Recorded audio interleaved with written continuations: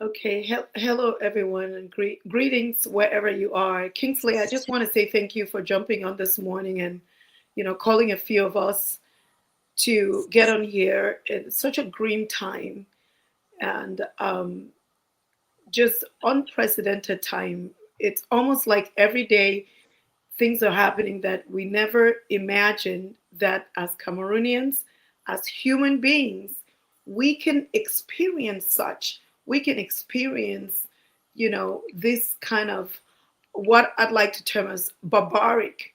It's what it is. But I think what is even more um, um, more sad about this, more shocking, is how we are so disconnected in lack of empathy, for lack of a better way to express it. So I just want to say thank you for having us on. This is such an open forum. If you're viewing this from wherever you are, and if you want to join the conversation, you can contact any one of us so we can send you the link so we can have this conversation. It's very important in a time like this that we talk, we air our voices authentically, our grievances. Having the right conversation is where we are today.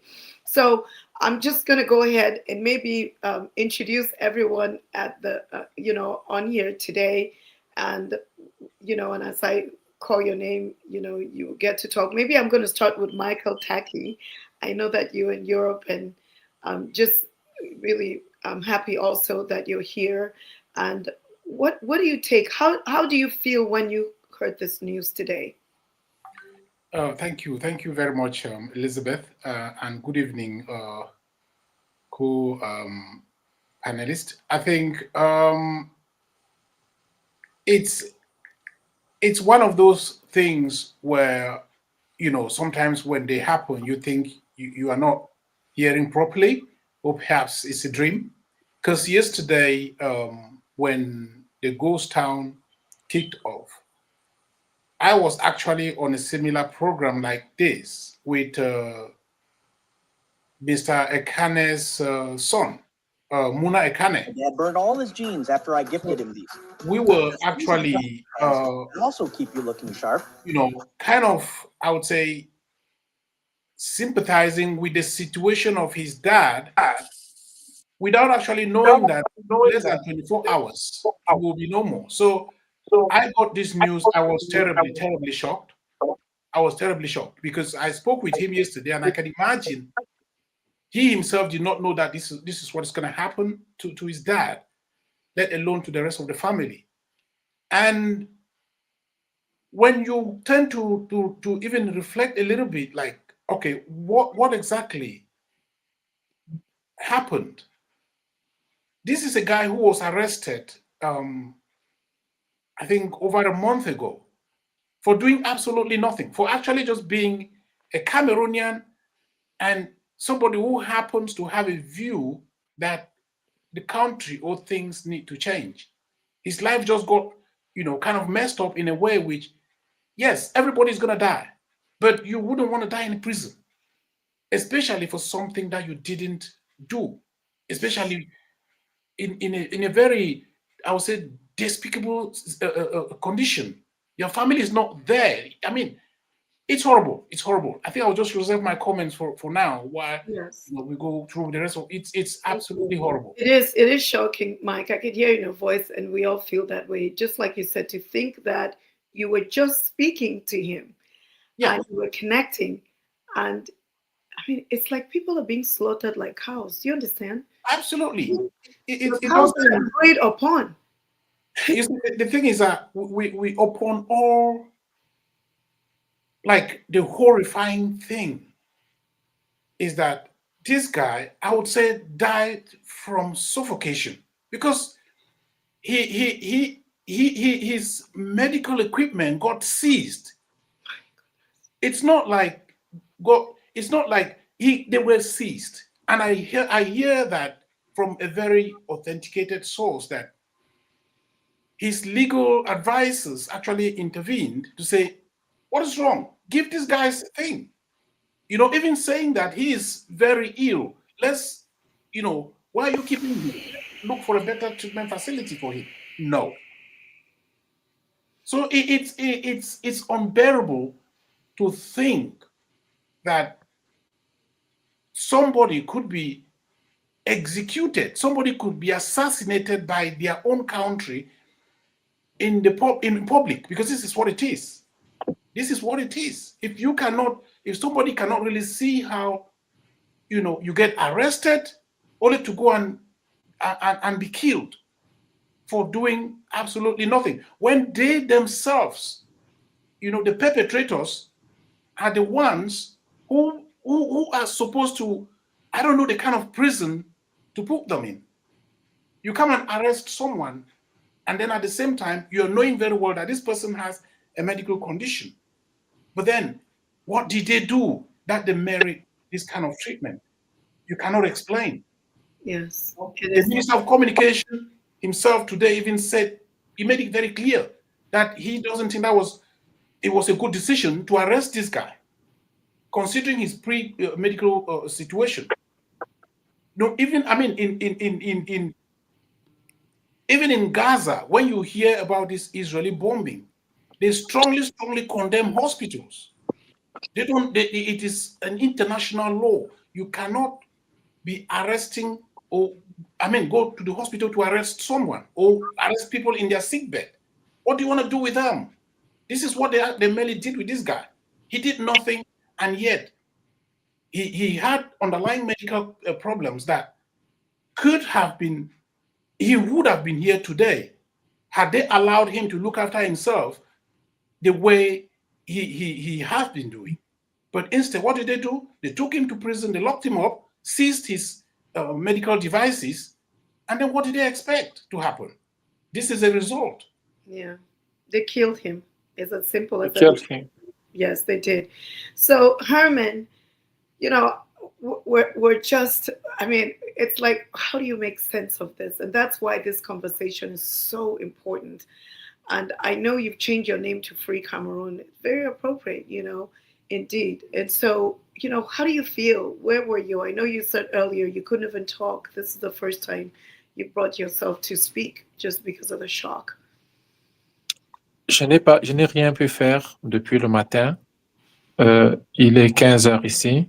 Donc, je me suis réveillé. Tellement le Cameroun est dans le cœur que dès qu'on se réveille, la première chose, c'est d'avoir des nouvelles du Cameroun. Donc, dès que je me suis réveillé, j'ai pris mon téléphone et je ne sais pas pourquoi, c'est la première chose que j'ai trouvée. Maître Sim, Anicet Ekane est mort.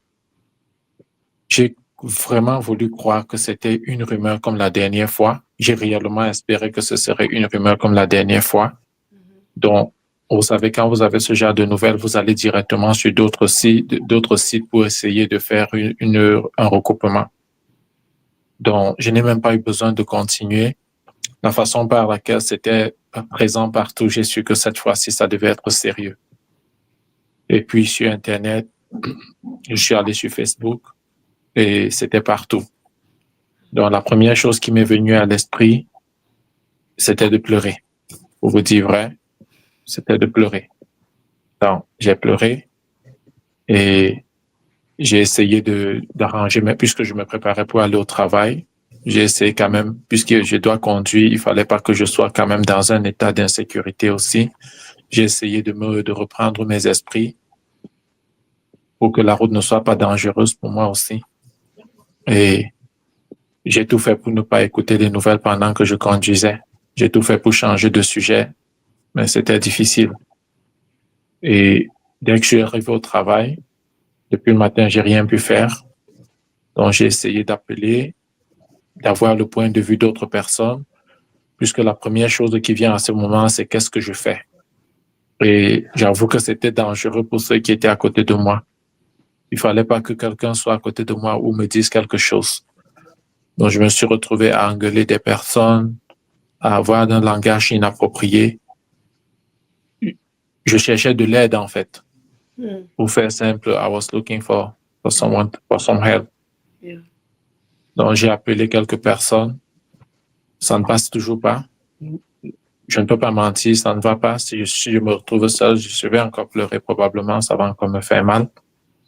Et je me suis dit, qu'est-ce qu'on fait? La mort d'Anicet Ekane ne peut pas être un événement comme un autre au Cameroun. On ne peut pas. Et c'est pourquoi quand j'ai vu ce live, je n'ai même pas demandé d'autorisation. Je n'ai pas su qui allait être là. J'ai dit, il faut que je vienne dire ce que je pense. Et j'espère vraiment que pendant que je le dis, ceux qui l'ont tué, le régime en place, le gouvernement, qu'ils écoutent, qu'ils comprennent à quel point ils sont en train de poignarder le peuple camerounais dans son âme. Comme Michael disait, j'ai vu le message de Maître Hippolyte qui se plaignait le 15 novembre dernier de ce que le matériel d'extraction d'oxygène est toujours sur la banquette arrière de la voiture qui a été saisie. Comment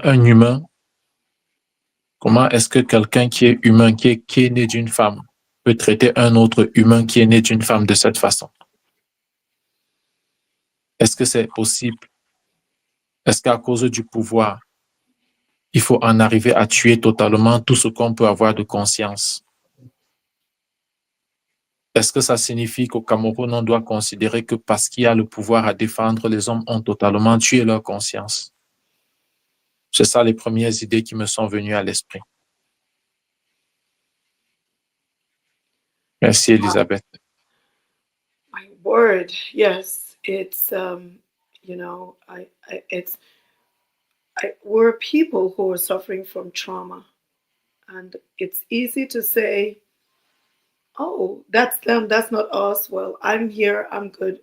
How do we keep going on? How do we keep going on? And you're here, it's over there, and look at how it's impacting us. And that's why it matters for us to have a discussion. Ari, I I'm so eager to hear, how you got the news, and how symbolic is this? What does this mean? Do you even have a meaning now?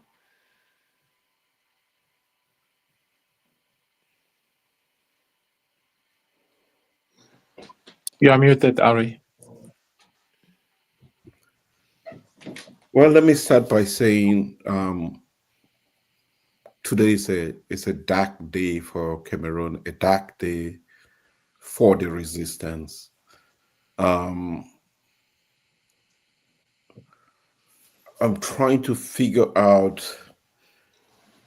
the gravity with how I can define the gravity of this moment. Me, like everybody else, was the first thing that popped. My phone was exploding with messages, and few people had called, but it was 4 a.m. in the morning. I missed those calls, and then I woke up and saw all of these messages. And at the beginning, I was sad about it. And then I gradually started getting angry about it. And then I got to the point where I said, we must do something about it, right? I went through that process in a very short period of time. I made a few calls. I screamed at a few people, but I sat down to reflect on what this moment means for Cameroon, right? This moment in Cameroon's history can only be equitable or made equitable to what happened when the UPC was fighting for the independence of Cameroon, and the hundreds of people who were slaughtered in the process. That's what this moment can equate to. This moment can also be equated to the children and families that were massacred in Gabu, the Northwest Province, and the several massacres that have taken place that have gone unpunished, and that we have continued our journey as a country as if those events never took place. And so this moment must not go unpunished, unnoticed, and people must be held accountable this time. This is what it's, my research in law tells me that this is a state crime. This is a crime where the apparatus of the state is used to bring to death a political opponent. It is a crime worse than any other crime you could know of. It is it's a crime that is in transgression of the Geneva Conventions on how to treat people. It's in contradiction to the Universal Declaration of Human Rights, which is part of the Cameroon Constitution. Unfortunately, I think about this thing in the context of the law because that's where my training comes from. But if you qualify these things, it's the worst of crimes. It's almost as you know when we talk about the worst criminals that we know of, whether we're talking about Saddam Hussein using gas against his or chemical weapons against his own people, it is the equivalent. This crime is the equivalent of that. It is choking a human being to death by depriving them of life, depriving them of oxygen, slow killing, the worst that can happen. The crime itself is gruesome, but the impact of the crime on a country tells us that in this country, Cameroon, nobody can be spared if you have an opinion that is contrary to that of the regime. And let me talk about accountability, because that's what this is all about. If there were no elections on October 12th, and if the elections that were held on October 12th didn't go the way that they went, Anicet Ekane will still be alive. And 40 other people who have been killed, and thousands of people who have been jailed. The only reason this is happening is because Mr. Paul Biya, lost the elections to Issa Chiromo. This is why Cameroonians are losing lives.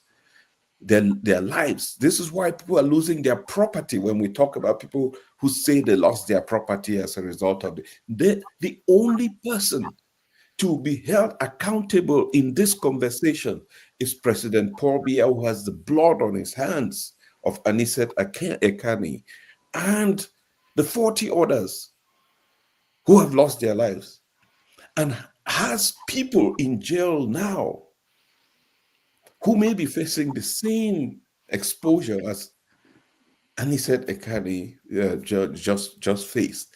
That's the accountability. It goes right up to the top. The one person that we have to begin to hold accountable is President Paul Biya. He is responsible for this. And this is why this country must demand the departure of President Paul Biya, because he is not the elected president of Cameroon. And he's leveraging, using the tools, the instruments of taxpayers to kill the very taxpayers that are supposed to have mandated him to serve in that position. It is a contradiction beyond proportion that we cannot, we the people of Cameroon, if you have an iota of Cameroonian blood in you, you cannot accept this as normal. And this is why we must call on every friend of Cameroon, every human rights defender, every financial institution that has anything to do with Cameroon. We must demand sanctions against Cameroon in ways that we've never seen before. We must go after these individuals, the individual people. President Paul Biya is individually responsible for this, because he is the one responsible for stealing the elections that has led to all of this happening. That's accountability. We must demand it at this time. So action is demanded of our people. We cannot save lives by staying at home because we stayed at home and Anicet Ekane died. We cannot save lives by staying at home because we stayed at home and the people are in detention. We need to take action to get Mr. Biya out of office. That is the only thing that will save lives in Cameroon. The threat to peace, the threat to safety of our people, the threat to prosperity, the threat to democracy in our country is brought upon us by one person, Paul Biya. He has to go. This to me is the sentiment that I have at this moment. It's unconscionable that tomorrow we wake up and treat tomorrow as if it was normal. Ari, is that not why we are where we are? I would like for us Cameroonians all over to ask ourselves, and this is very hard, how did we get here?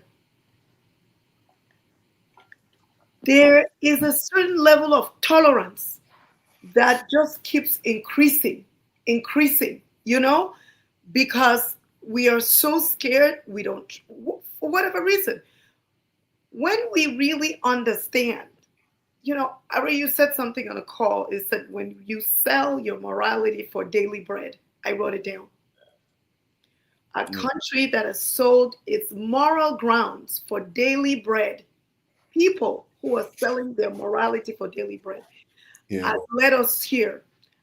And we are killing a human being for being human, for having compassion, for fighting. He could have just lived his life. As we all know, he would have a comfortable life. For 2,000 francs CFA.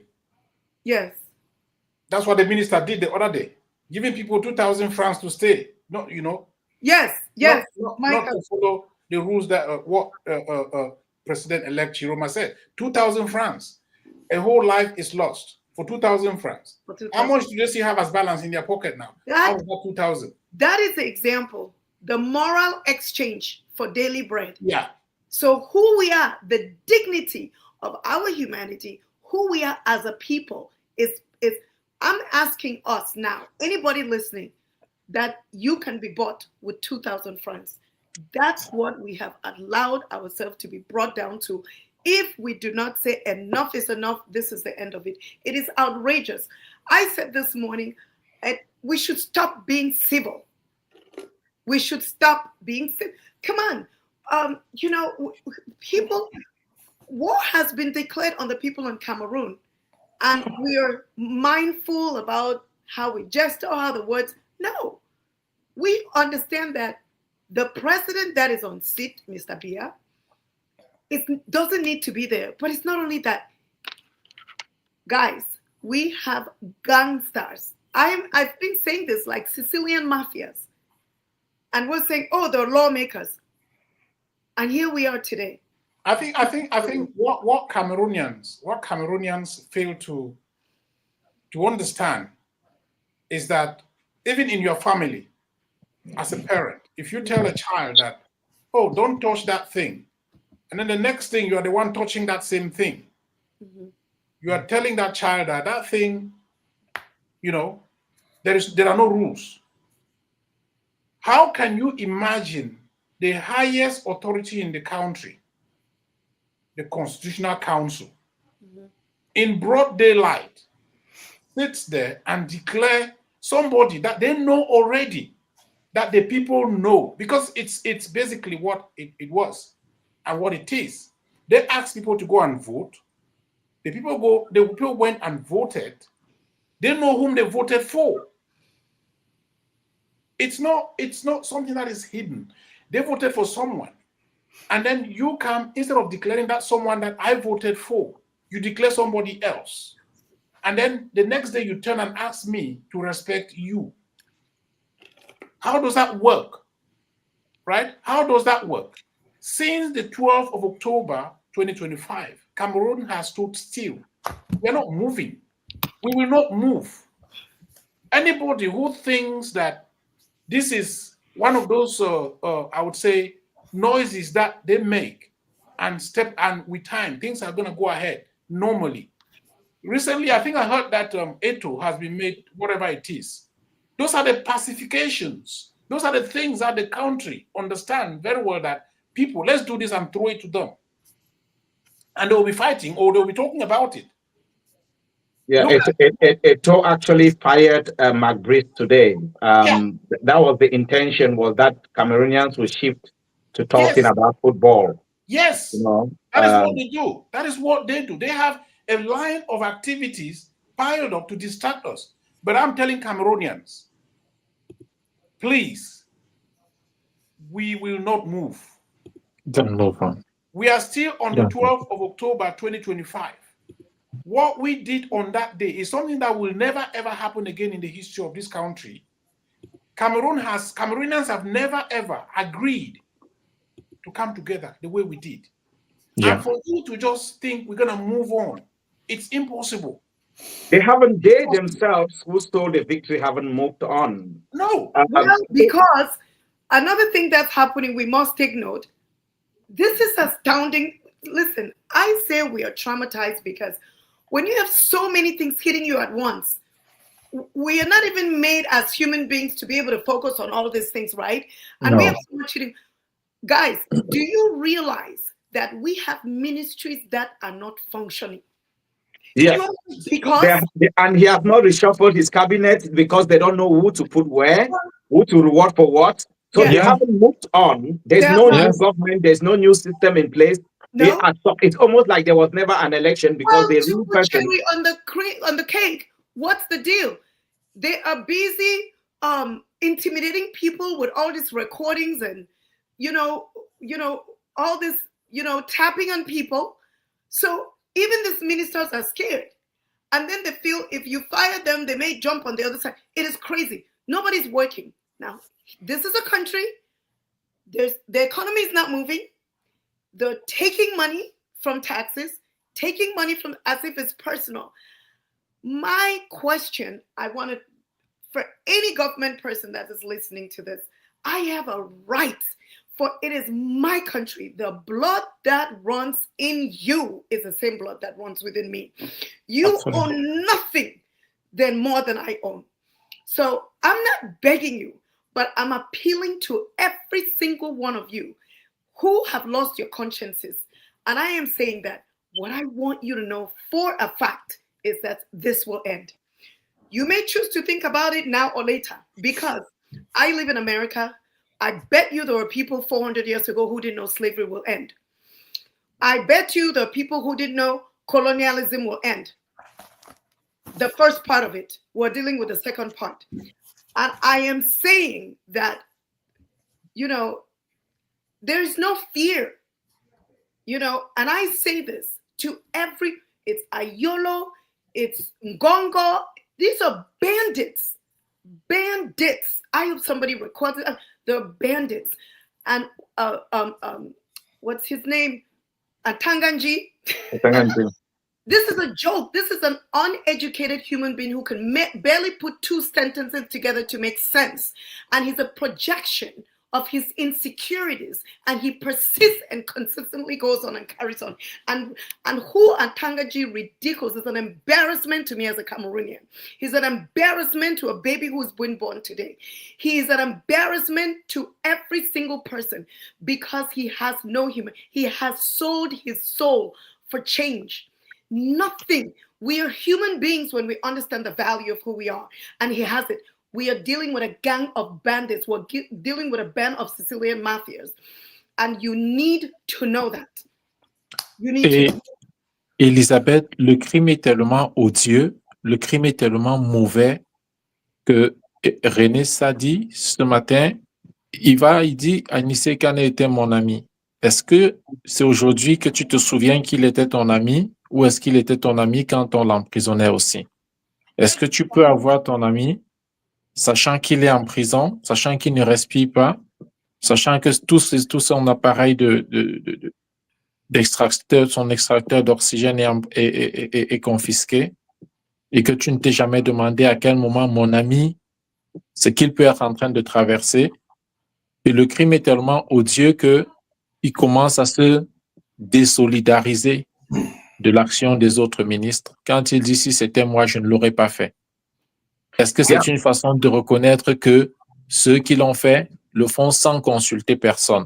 Donc, il est en train de reconnaître qu'il y a une telle anarchie au Cameroun que Atanganji peut décider souverainement de devenir le chef de la police pour arrêter les gens, le chef de l'armée pour envoyer les gens au tribunal militaire, le chef de l'administration territoriale, le chef des partis.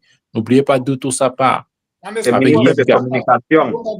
Le ministère de la communication. Donc, est-ce que René Emmanuel Sadi, s'il nous écoute, est-ce qu'il était en train de nous envoyer un message subliminal pour nous dire Monsieur Atanganji a pris le contrôle total et nous sommes en train de regarder?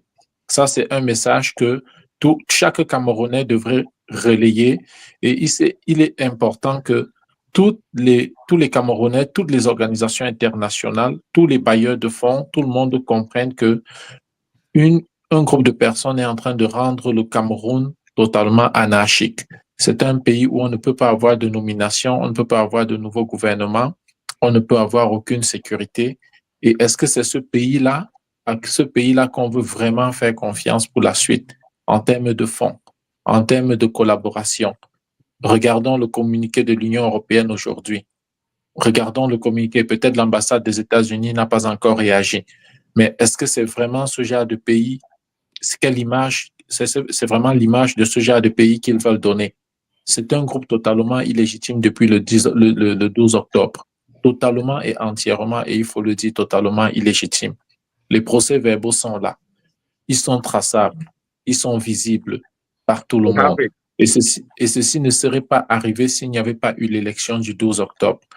Donc, ça signifie qu'au Cameroun, à cause d'une élection présidentielle, il n'y a plus aucune sécurité. Est-ce que c'est le message qu'on envoie que la démocratie qui a été vendue à l'Afrique était un piège? Est-ce que les pays occidentaux essaient de nous dire que la démocratie qui avait été présentée, c'était en fait le piège où tout le monde aurait été susceptible d'être tué? Parce que ça, c'est le type de question où il est important que la communauté internationale nous réponde un peu. Est-ce que la démocratie pour l'Afrique est synonyme de mort de 50 personnes sans aucune suite? Est-ce que ça signifie que la crise anglophone, qui était déjà un autre piège, un autre problème sérieux, les massacres de Ngabou, est-ce qu'il faut qu'on s'habitue déjà? Parce qu'il faut qu'on nous dise. Est-ce qu'il faut, c'est une façon de nous dire, OK, préparez-vous et habituez-vous à ce que de temps en temps, on vienne vous tuer comme ça sans qu'il n'y ait de suite. Ça, si le ministre Sadi peut continuer un peu à la suite de son communiqué d'aujourd'hui, à renseigner un peu plus les Camerounais sur ce qu'il voulait dire, ça, ce serait très intéressant. Donc, ce sont des idées qui nous viennent. I think, Herman, I just want to pick up from what you're saying about Sadi. It's actually a vindication of President-elect Issa Chiroma, because one of the things that he said was that when you are the Minister of Communication, you actually are just given communications to pass out. And sometimes you want to believe that the other people you're working with are human beings, that they've told you the truth. And it's after you've read that communication and you struggle to defend it and you go back and you sit back and you watch, and you discover that these guys lied. I will take an example, the case of the two children and their moms who were shot in the north. When you watch that clip back of Issa Chiroma saying that that was not in Cameroon, he believed that that was not in Cameroon, because that's what whoever gave him the communication told him. He actually believed it. It's not like he was lying about something that happened in his own backyard. I'm sure that when he went home and they said, no, but this is Cameroon, he was probably shocked. Now, I'm sure that when it came to the Anglophone crisis, there were people who coordinated information and passed it across, and he only relayed it. So what René Sadi did today was that he preempted it. He knew it would be coming to him to communicate this. They would want him to lie. There were several lies that we are going to debunk this evening about the death of Anicet Ekane, the murder of Anicet Ekane. Let's not use death as if he died in his sleep, or he was sick and he died. About the state-sanctioned murder of Anicet Ekane. There were several lies. So they were already preparing these lies and probably crafting a communique that they would have given Rene Emmanuel Sadi to come and present to Cameroonians. And if they brought that communique, he would have had no choice unless he resigns. But I think there's a problem with the CPDM led regime in that it's like a cult. You don't leave easily. If you leave, you have a problem. You know, those who know how cultism works, those who watch Nigerian movies, when I watch Nigerian film, I know how that cult is ended for Nigerian university. You know, they leave cult. That is CPDM. Look at any man we try to leave CPDM. What say they? Condemned. Prison. This, you don't leave the cult called the CPDM. So this is the problem. So what happened is that he understood that they were going to come for him and he will have no choice than to lie, the biggest lie in Cameroon history. And he did not wait for them to come for that. He decided that he was going to preempt it and tell the truth.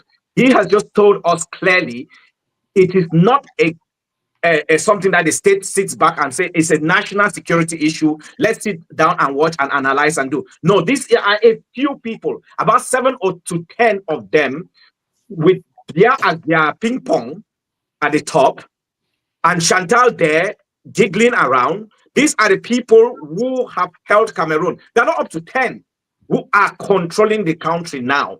And these are the people who have decided they are the murderers who will kill, who will maim, who will kidnap Cameroonians. They have been kidnapping in the northwest and southwest regions. They have been kidnapping, they've mastered that art and they've transported it to the other sections of Cameroon. Cameroonians have just, I mean, there are things that we'll talk about going forward, about the legality even of an arrest, because in Cameroon, what people don't know is that there are time limits on which you can hold someone if you don't charge them. So we will come to that. But I just wanted to just pick up on that study issue. Right, and I just want to project something from what Herman said as well. I heard him. He kept talking about God. Right. Cameroon is one of those nations that strongly believe in the divine. We believe that there is God.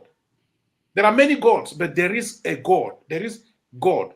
The God of Abraham, Isaac, and Jacob. Atrocities are being committed in that country in the name of the government. And what do? You see a Tanganji in the church almost every day, having the biggest communion. Now, how do these men of God really feel?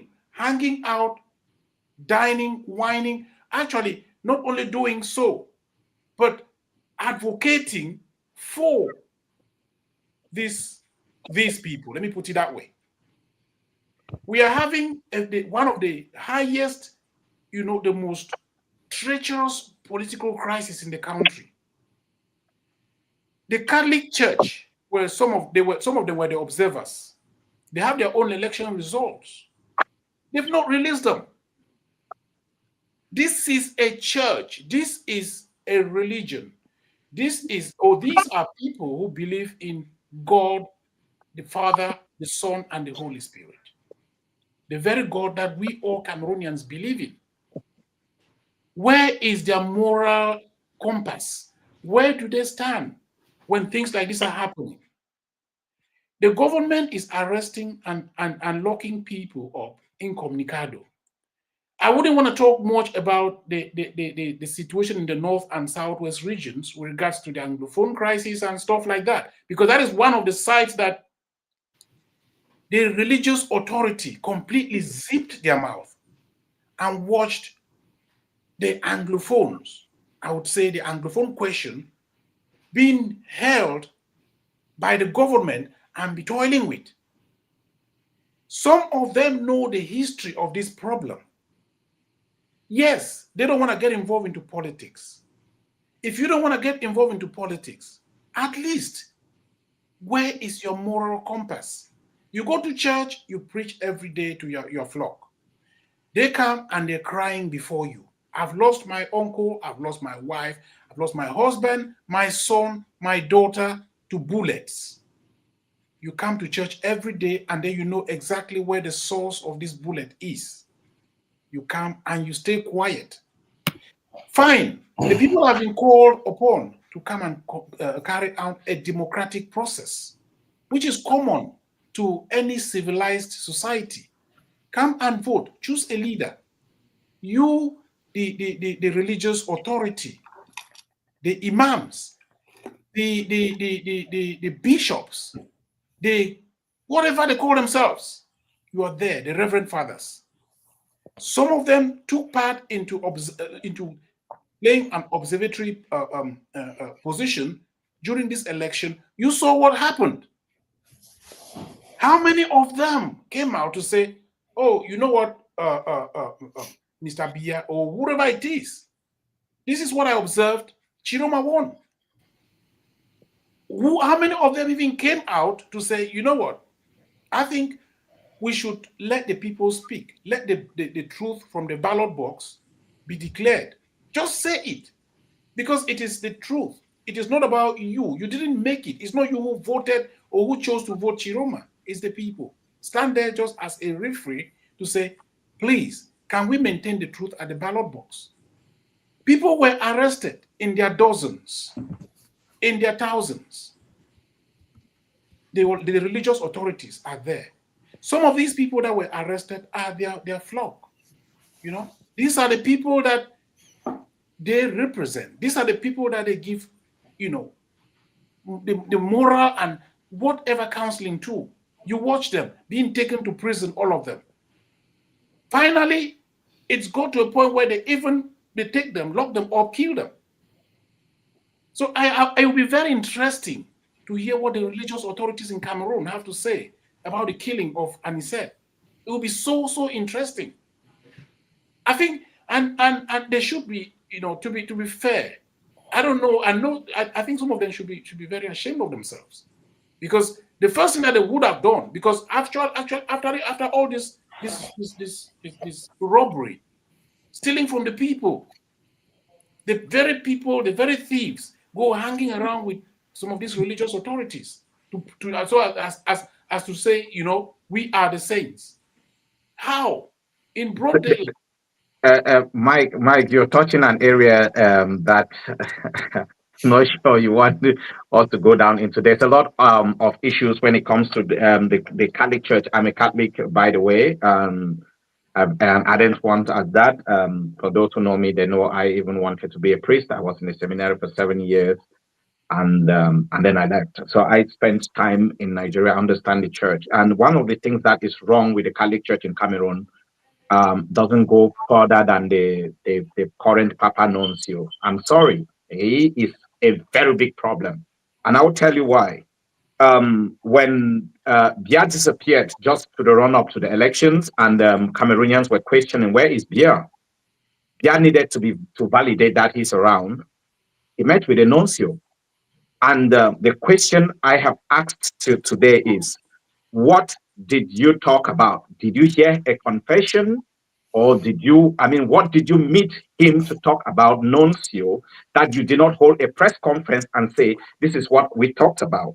We are talking about Christianity, and it doesn't end with the Catholic Church. We are talking about Christianity, a religion which is built on John the Baptist going out and telling Herod that you're not qualified to marry Herodias. That is preaching to a political leader about his vice, to the extent that he died.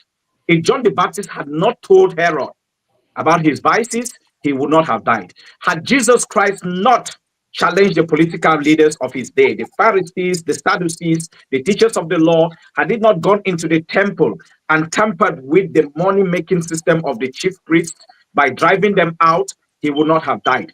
Religion is not abstention from talking to political leaders. We have got Bishop Kuka in Nigeria doing exactly that. He talks there from the time he was a priest.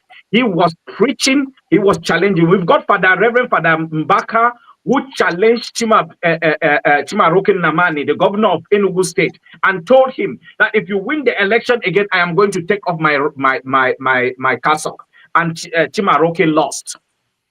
I just want to say, Kingsley, yes, to your point, just hold on to your point. It is a question that I really have been wondering and asking, I bet a lot of us, is, you know, when you say, oh, we can't say anything political, that's politics, it's being human. What are you talking about? Jesus was. Ari, go ahead. Jesus was. Well, I really want us to come back to this moment of this to what this moment means. Yes. Means, yeah. Right. Yes. I want us to come back to what this moment means. Mhm. The death of a political opponent Opponent. killed as a result of an expression of his political affiliation Yes. and what that means. The church has its problems, all of those things has its problem. Today, we have to hold the right people accountable. It's Yeah. Paul Biya, it's a Tanganji, it's Ngongo, it's the colonel that had Anicet Ekane's equipment. We have to go after these people individually. They have families, they have homes, they have businesses, they have interests that we must go against. We have to go after these people directly, because this is an affront. They've just left a family, they've just destroyed a family now. They have just, for the 40, 50 people who have died, their families have been impacted. They have fathers of children. These fathers are sitting in jail now. If we think about all of those things, the lives of people have been maimed, people have been injured, hundreds of children are sitting in jail when they should in New Bell and PK14 when they should be in school. The only reason all of these people are detained is because Biya lost the election. It's because the people of Cameroon expressed on October 12th that they wanted change, and that change did not include Biya. And now Biya is still sitting there. And what I'm saying to Cameroonians is, if you wake up tomorrow and go about your business as if everything was normal, then you too are being an accomplice in this crime, in this crime against humanity. So for people who are asking what next or what action should take place, you begin tomorrow taking action against this regime. We must not stop. We must not rest. We have to hold these people accountable, directly accountable. Again, I keep saying they live in the same neighborhoods that we live. Their children go to schools, or their families are in the same communities that they live. They have investments in our communities. I think it's time for Cameroonians to start thinking differently about how we approach this and hold people accountable for the crimes that are being committed. If we cannot, it is the justice. Again, in Cameroon, it's the sovereignty of the people now that must decide how this country moves forward, as opposed to being held up by a few people who know very well that they are doing this contrary to the will of the people. And so we must challenge our brothers and sisters who are living in Cameroon today that your life is not safe because you think that you have shelter over your head today. But tomorrow, stepping out of your door, you don't know what is going to happen to you. So no one is safe. No one at this moment has the ability to have an expression of political opinion that is not necessarily aligned to the thugs in a 2D. So if you want to play it safe, you're actually just exposing yourself and your neighbors and your people to more danger. So it is time. That point, not to cut you short, Ari, that point is super important. Yeah. I would like you to kind of simplify it a little bit further, because as an expert, right, people think that, oh, if I don't speak, I will hide in my house, I'm fine. Because that's what they will tell us. They say, oh, you guys are talking abroad because you are hiding. Could you please explain that point to the person who is living in, let me even say, even in my village? Yes. Because they travel, they will live in the village, they will say, oh, you know, it's happening in the city. But then they forget to understand that same city, they go there once in a while to do business. They will go there to sell, right? In the villages, they have nothing. They come, they bring their produce to exchange for money and exchange for other things that they may need in the villages. So people in the local, like the most simplistic, need to understand. Please explain to them that at the moment, there is no legitimate authority in Cameroon. For example, that police officer, that something, maybe a thief is breaking through your house, you call them and they come and solve the problem for you. There is nothing there. People seem to think that if I don't go out to protest, for example, I'm safe in my house. They are not safe. They are not safe. Yeah. It's simple. You know, the reason we live in, you travel across the country and you see people build high fences around their homes. You build a beautiful house and you put a massive fence around it and nobody sees the beauty of the architecture. The reason that happens is because we've built a society where some people have and others do not. Today, it may be Anicet Ekane and his family. And we may think that we're not related. Oh, he was a politician. Tomorrow, it may be the person across the street from you. It may be the woman who has her business right next to you, that the SDO is going to come and tell her to open her business on a day of Vilmore. And maybe you think that that's her problem. It's not your problem. And so you move on. It may be the families that were lost in Gabo. And we felt that, oh, that's too distant, that's too far. Maybe the case of these women and 2 children that were shot up in the north. The little girl that was shot by a policeman, a 5-year-old girl shot by a policeman in Boya.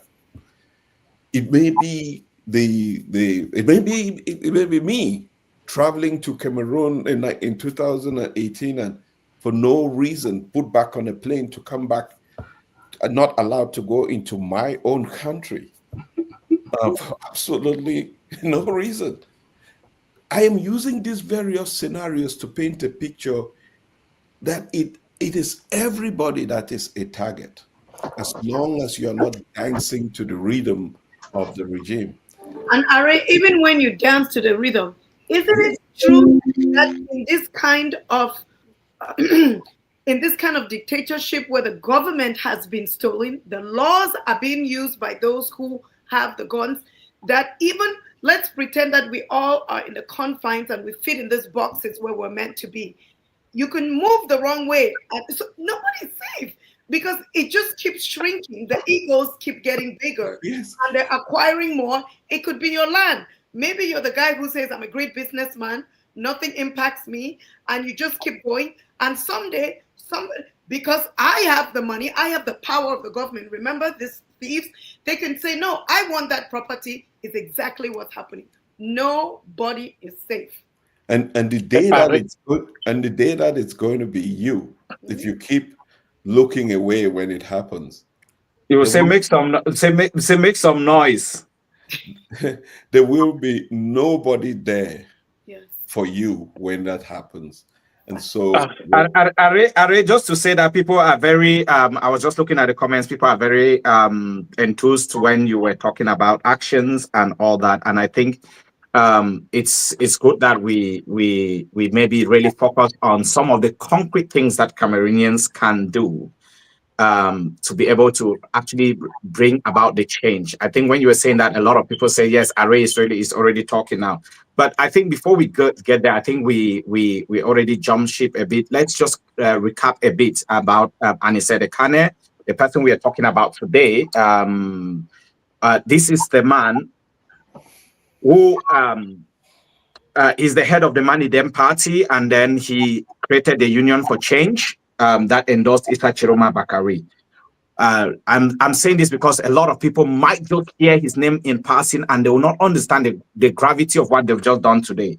This is a guy who had a party. He had the Manidem party and he could have run to become president or just put in his name to be candidate like some did, knowing that they don't want to. He could have put his name so that he goes in history, oh, I'm a presidential candidate. No. When they stopped Kamto from becoming a candidate, he gave his party for Kamto to become candidates.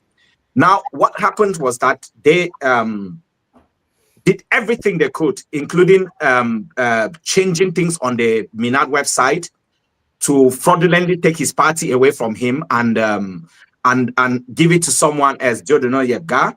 And they used that to discredit Kamto. This guy did not give up in all this, because people get confused. They think that, okay, you know what, maybe this guy just caught one fever when he was in detention and died. He's had his health issues, and that is what is most important about this case, that they knew they were killing him. Let's not get it wrong. It's not a case of cardiac arrest. It's not a case of sepsis that just jumps in and catches the person overnight. This was deliberate. This was targeted. And it starts with someone, and we need to call the names like Elizabeth said at the start. The person behind this assassination, the architect, is Atanganji because of ego. The reason is Atanganji thought that he had taught Maurice Kamto a lesson, and by removing the MRSA.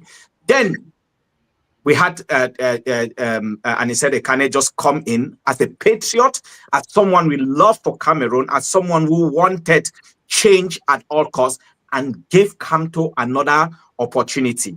Atanganji didn't like that. He went through everything, broke several laws for which he should be in prison, and disqualified Kamto using Elecam and the Constitutional Council, which are just tools of the CPDM.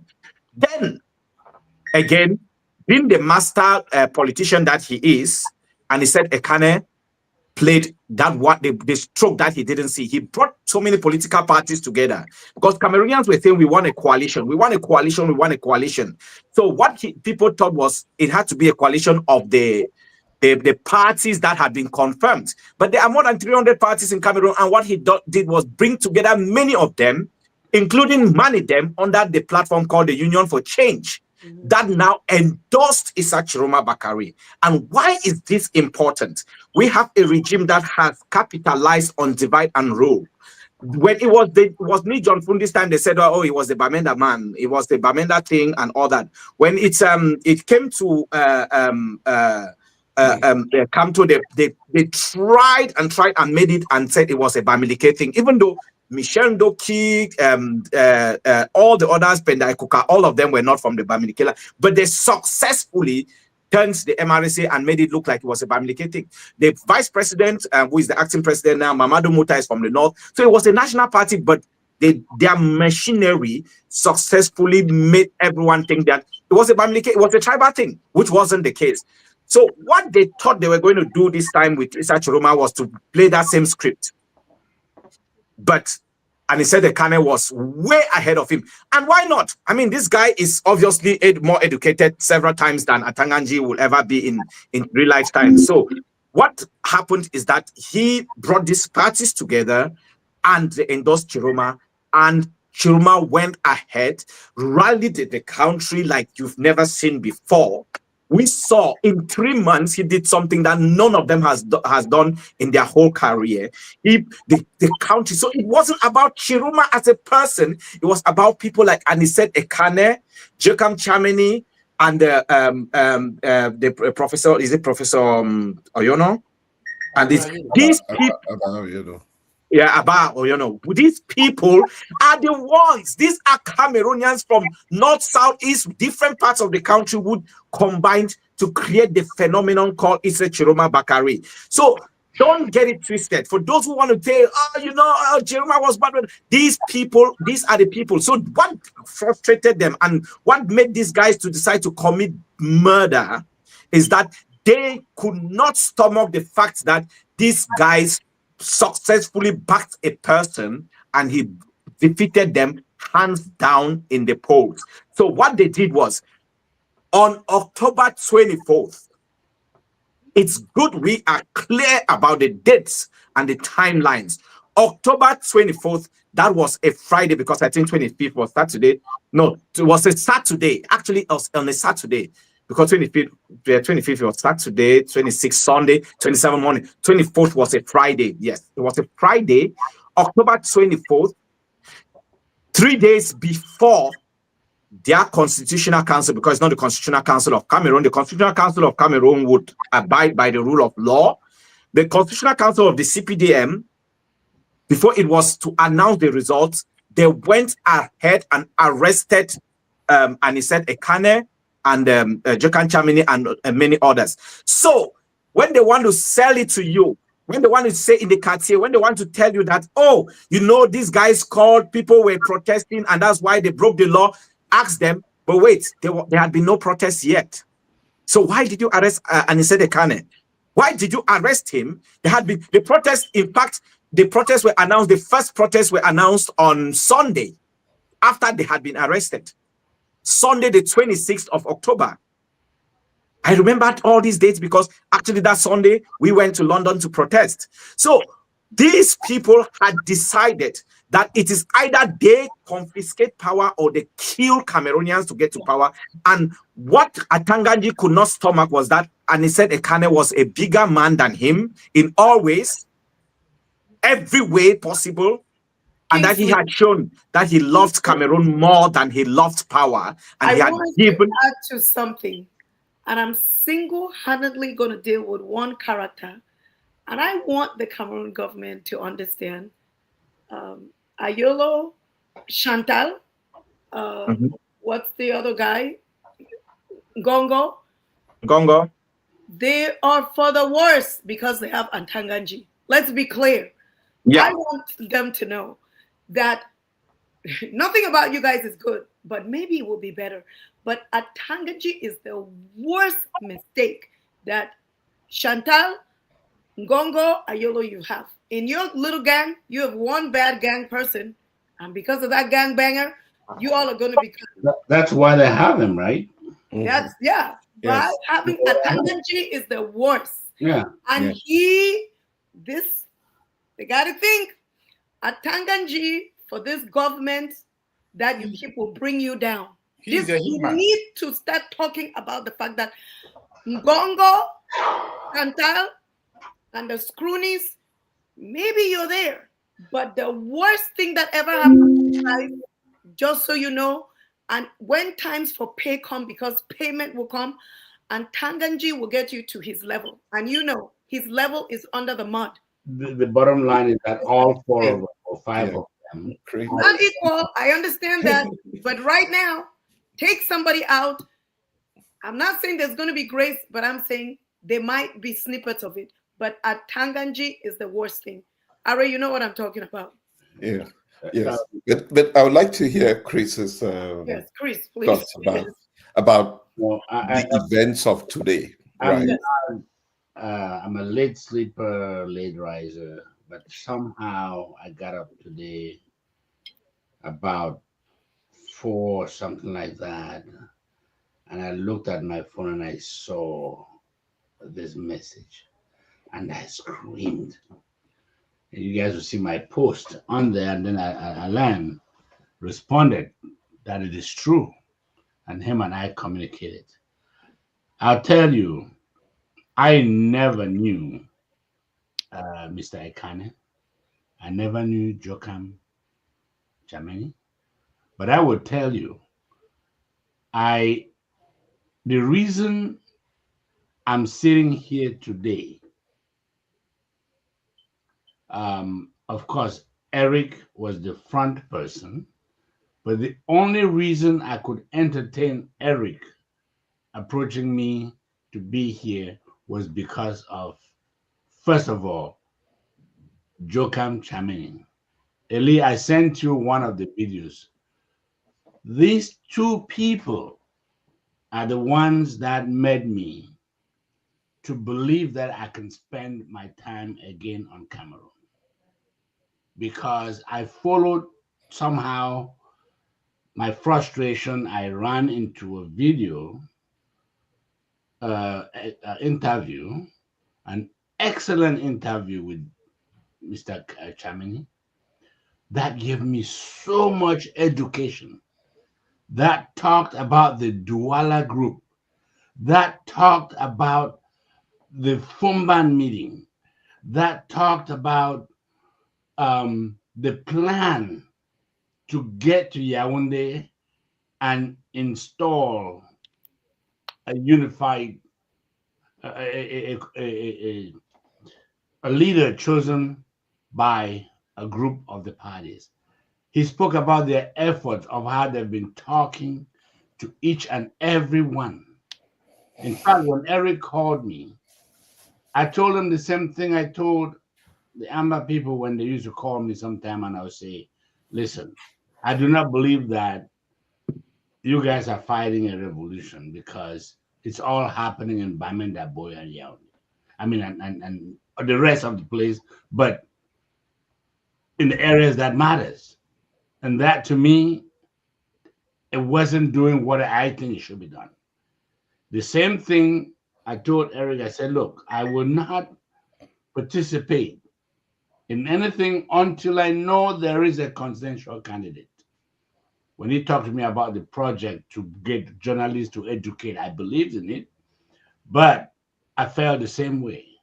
And then I ran into this tape, to this interview, where this man educated me. I'm sitting glued to the TV, and I was soaking everything that Mr. Chamini was talking about. And he said Cameroonians should focus on their vote. That's when I heard about the DSO. I heard about the software they're preparing and the things that they were doing. And then I started to connect with Eric. And then, not even realizing that behind Mr. Chamini, there was Mr. Ekane.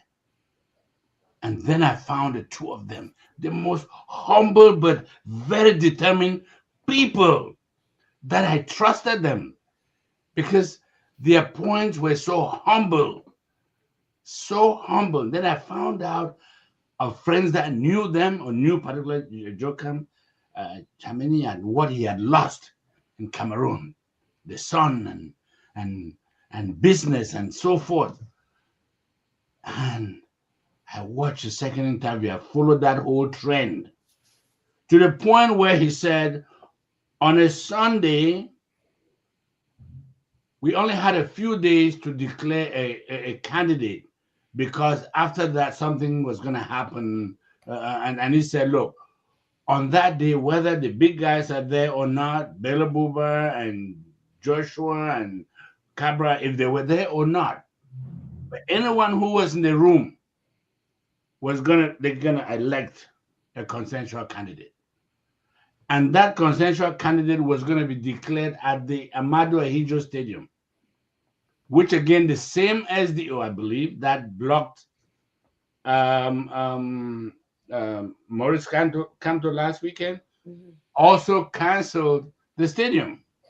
And I have video of President Cheroma swearing in, because the goal was for them, for the winner, it wasn't Cheroma, but the winner to swear in front of all Cameroonians that they are pledging to a unified platform, not necessarily their party's platform. That's why in our strategic meetings, I keep going back to that, because Cheroma represents a unified platform, which in my opinion is not being spoken about enough, because that's who he is. We keep just talking about him, and that's why I keep asking, who are the people that voted for him? Why they're not? Absolutely. Who are the people that voted for him in that room? But anyway, it is from there. Chiroma took oath in front of a camera because they couldn't go to the stadium. I still took the oath to pledge on that unified platform. My friends and people who know me are surprised that I know this much detail about this. But this is why I'm sitting here. And this morning, these two individuals are icons along with Chiroma. And they've murdered him, and another one locked up in jail in our eyes again, and maybe killed. And the people who have dedicated their life to free Cameroon, one was murdered today, and Cameroonians are sitting and asking questions. Why are Cameroonians not out? What else is going to make us? We're being too academic. The people that are succeeding in other countries, these are the kind of spontaneous things that happen that get people out. If Cameroonians are still sitting and talking, About what? can I believe in this? Can I believe in Cameroon? Cameroonians are just talking. Why should there be an organization? Why are we not on the streets? My God. Chris, we feel, I feel your frustration. I feel the passion within. And here's what I say to us, you know, the same people, to your point, the same two people that showed up to vote, you proved to us that you were Cameroonians that could dream of something different.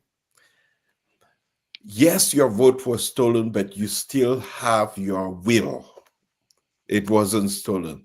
You must use that will tomorrow to say, no, we cannot just, this moment cannot be business as usual. So whether you are in Douala, you're in Yaoundé, whether you're in Yaoundé, you're in Longkak, you're in Chinga, in Briqueterie, you are in Bastos, you are in Mbala 2, wherever you are in Yaoundé, in Mendong, in Melen, in BMRC, you have to wake up tomorrow and take to the streets. That is the only thing. These people have homes. They have homes.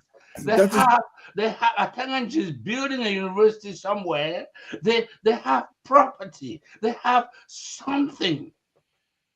I mean, if they cannot get to Etudi, there are many ministers around. There are many people. The people, the governors. There are places where we can go express our anger. And the military are not enough to guard all these places. No. Yeah, they are not. Very important. They are not enough to guard all these places. Yes. Gosh. An illusion. Michael, I think maybe people should understand what direct action is, because people, you know, I'll give two examples. The UK is a very sophisticated country. I can tell you now that even as we are making these discussions, they are listening, so they know everything that happens with us. They spy. The US does the same.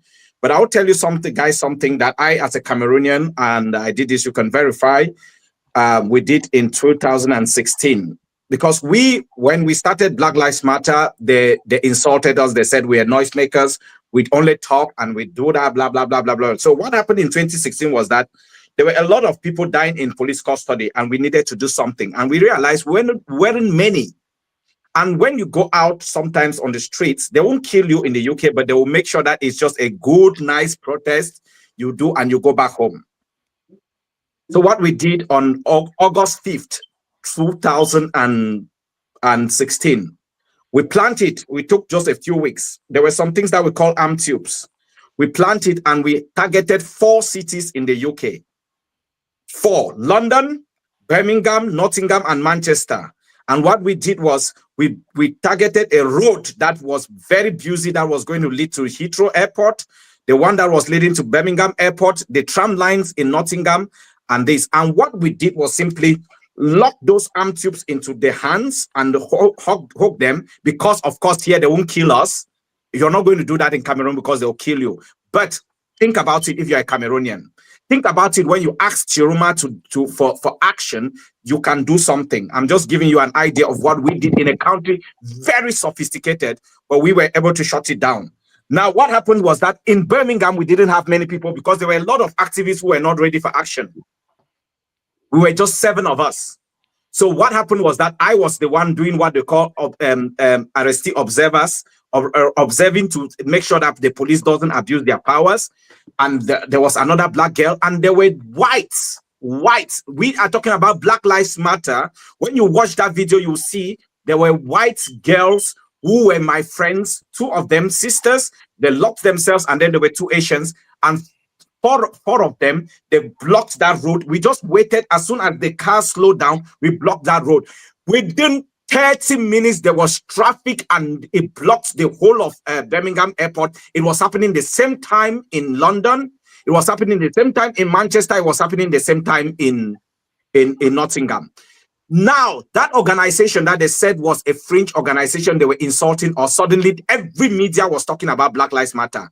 In 2020, when COVID started and we wanted to raise funds, the British public gave us £1.1 million within a few weeks. Now, that is the power of direct actions. Now, let me transport it to Cameroon.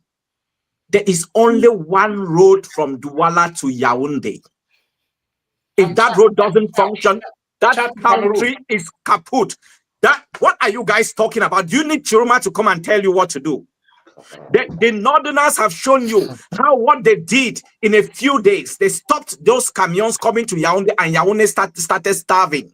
There is only one road, that road that goes from the Yaoundé to the east. You don't need to go to make it to the yes. All the roads. So basically, I am asking you now, listening to me, and asking what is the action. And then I will tell you something again that I did. I like to talk with actions, with examples. When I was a kid in 1992, when Nijon's elections were stolen, and we came out and they told us, I was in Dubden. They told us that we should come out. There was a guy called Yakubu. Those who grew up in Dubu know Yakubu. They called him Rambo. They told us I was 13. We carried tires. We blocked the roads, used stones, sticks, and everything. And I remember when the military cars were coming from a long distance, they were firing, using their strong to fire tear gases. By the time they will get very close, we have blocked it. We moved down the road. While they are removing that one, we are blocking the next one, far away where they cannot get us with they were not shooting bullets then. They were not as vile, but even with the tear gas, with the guns they were using, it couldn't reach us. So guess what? We were safe, but at the same time, we frustrated the military that was coming and going to Jakiri, because they were calling Jakiri back then Baghdad. These are things that we did. I did not know Nijon Fundi. There was no social media. There was no place for me to go and ask who is Nijon Fundi. I was a young man in Dub, and I just knew that I needed to do something to be able to change things in Dub. And I did. You can do something in your village, in your town. You can decide that tomorrow, last day of the lockdown, can be that you are not going to just sit at home. You are going to start by doing something. You organize yourself. 5, 10 of you can block the roads and frustrate everyone who thinks that it's okay to just move around and insult Cameroonians who keep dying every day at the hands of the regime. Those are actions you can take. Do something, and you will see that you have an impact, like those young people in the north who starved Yaoundé. When cows arrived Yaoundé after the 3-day ghost town, people are asking, what is the impact? When cows arrived, people celebrated. CRTV was announcing it as if they just discovered the sea road to India. That is because young people in the north decided that nothing will come to Yaoundé. Yaoundé produces nothing. If you block all the roads leading to Yaoundé, you shut down that system, they will not be able to even buy food. There will be no food. They will probably use a plane to go and buy food, like they use helicopters to buy onions from the north. Come on, guys. We cannot keep every day we are saying, oh, we want action. We want Chiroma to tell you. Want Chiroma to tell you that tomorrow is Tuesday. Massa. There are a lot of things that they can do. If all of them just strategically look for a party, say this is Douala, and he said it's a son of Douala. Look at the population. Just look for a strategic position. If all of you are afraid that they're going to be shooting at you, just go, all of you, and sit down. Block some of the most, say, I would say, the areas that cannot, that cannot. No, Kingsley just gave a formula here. Yeah, just sit down. Because you may be afraid that when you're walking, perhaps somebody is going to shoot you or whatever. Get yourself together. Michael, they don't need to go out during the day. 4 o'clock, 5 o'clock in the night, you know the places where no one is there. Sorry, It's simple. I mean, I don't want to say all these things, but you know what? Let's be spelling it out. 4 o'clock, 5 o'clock, you don't need to wait for the military. You need to do that. See, if you need an engine saw to be able to cut the trees and block the roads, tell us and we'll buy you chainsaws. Let's stop this system. Guys, we can stop this system in 1 week. We don't have roads in Cameroon. What's hard? What is hard in Cameroon to stop Biya regime without one person dying? No one would die, but these guys would stop because Yaoundé will not get anything. Yaoundé produces nothing. Everything comes from Yaoundé, from Douala, from Bafoussam, from the north, from the east. And let me tell you what is also strategic about this, is that when you do that, you also stop the flow of fuel, because fuel doesn't pass through pipes. They pass through those roads. There will be no fuel. The system will shut down without you shutting yourself down. It's as simple as that. And Central Africa would start suffering. Chad, when the 3 days lockdown happened, Chad, one business in Chad lost 2 billion. 2 billion in 3 days. They were not happy with the regime because they felt they have an agreement and they couldn't execute that. These were done by a group of young people in the north. Chiroma did not ask them to do that. There's one video where it's a tanker, there's a camion driver who wanted to drive, and they told him, you would stay until the lockdown finishes at midnight. They kept him there. They didn't do anything to him. They didn't hurt him. They are not violent, but they stopped him from moving. You can stop. Yaoundé, Biya said that if Yaoundé breathes, the rest of the country is fine. Take away that oxygen from Yaoundé and see whether the Yaoundé will survive. Let's start Operation Blockade Yaoundé. There are many things you can do. There are many things. Many things. They know the country very well. They know the Yes, Micah. They know the country very well. It is fear. It is fear. It is long-term intimidation that has happened for over 40 decades. I beg to say it's 20 years before that. But the worst of it is in the past 43 years.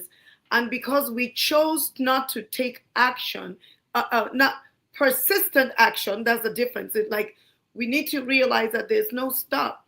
It's to continue until something happens. You know, that's where we are right now. I mean, I'm still talking and I'm just shocked that how can they kill somebody? They have no apathy. They put his oxygen to him. And we will spend. They refused to give him the oxygen. They didn't have to give him medical care. They brought his oxygen. They refused to give him. So there's no empathy. They just killed him. He didn't go to the road to protest. He didn't go to the road to protest. They killed him in the house. He didn't go to the road to protest. So what's the difference? Oh my gosh. And what did he do? What did this man do other than support what he believed in? Man, that's incredible. What did he do? What did these two guys and the others and the professor do? Because they're going to visit a party they support. They don't have to do anything. The guys, they don't have to do anything. Of the world in front of Cameroonians, and people are still sitting in their homes. We were planning on sitting home to keep peace, do this peaceful, and these guys turn around without any violent approach, killed a leader, killed a Cameroonian leader in broad daylight. So Cameroonians are supposed to just sit. Chris, I really think of I think of the Omeo Bears, you know, it's like killing someone and dragging them out for people to see. Yeah. We are living in that time right now. You know, Yes. Chairman, yes. Yeah. Oui, et non seulement on vit ce moment-là, mais comme tu as dit, il y a toute une campagne d'intimidation qui a été inculquée et malheureusement, les personnes qui devaient parler ne sont pas en train de s'exprimer. Oui. On connaît l'Église catholique. L'Église catholique a les résultats de l'élection du 12 octobre. On a des évêques. Et maintenant, une des stratégies qu'ils ont, c'est d'inviter le pape.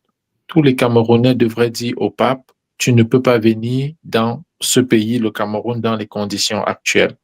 On ne peut pas, dans les conditions actuelles, se mettre à inviter le pape.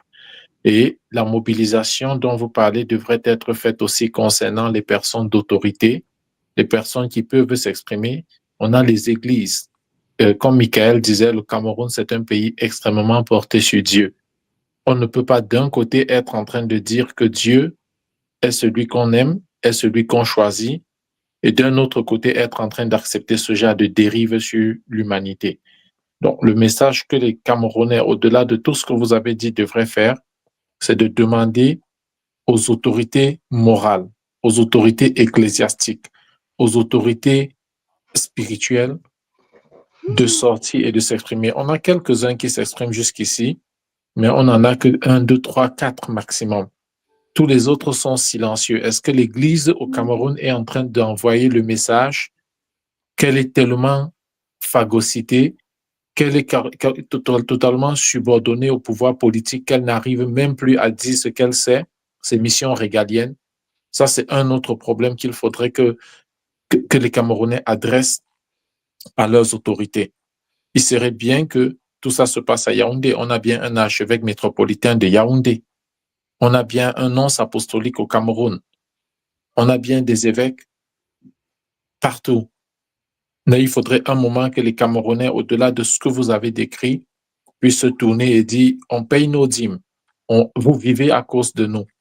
Ce régime profite de nos taxes. Ce régime, il vit de ce que nous souffrons. Et si vous vivez, si l'Église peut subsister, c'est encore à cause des efforts que nous fournissons. Alors si à un moment, personne ne peut parler pour nous, c'est Michel qui parlait du Dieu d'Abraham, d'Isaac et de Jacob. Si à un moment, on ne peut pas invoquer les personnes qui se sont présentées comme des autorités morales, ce n'est pas Chiroma qui viendra dire à tous les Camerounais, à un moment, il faudrait appeler les autorités qui ont la parole, prendre position de façon claire sur ce qui se passe. Donc, ça, c'était en ce qui concerne la tentative de diversion. On a parlé de Samuel Eto'o qui a limogé. Ça ne nous intéresse pas. Ça n'intéresse pas les Camerounais pendant que Anicet Ekane a été assassiné. Ça n'intéresse pas les Camerounais. La deuxième chose, c'est que pendant qu'ils vont envoyer les communiqués dans les prochains jours pour dire que le pape arrive, je ne veux même pas savoir quand est-ce qu'il vient. Ça ne m'intéresse pas. Ou que pendant qu'ils seront en train d'essayer de passer à autre chose comme les élections législatives, il faudrait que tous les Camerounais leur disent que tout ce qui est arrivé à cause du 12 octobre. Et on n'a pas fini avec le 12 octobre parce que l'esprit de Anicet Ekane est encore là, parce que le sang de Anicet Ekane est encore en train de parler. On n'avait même pas fini encore avec les 50 personnes qu'ils avaient tuées.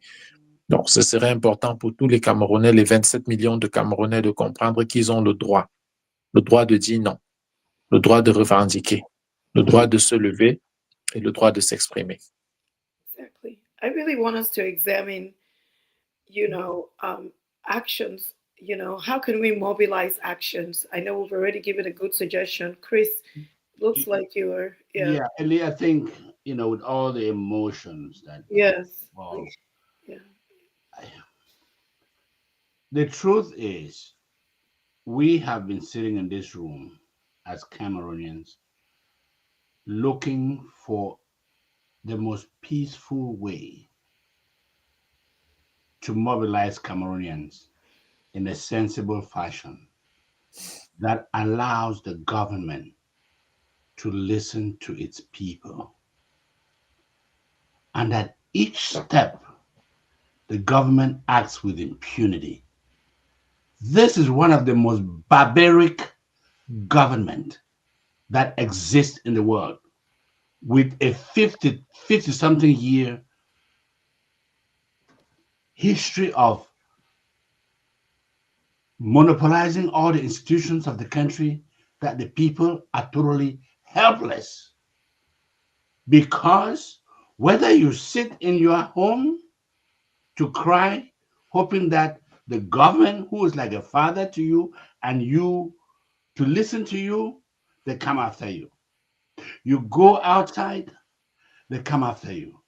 You sit inside, and now they're killing people in broad daylight. We have to really overcome these emotions and not react,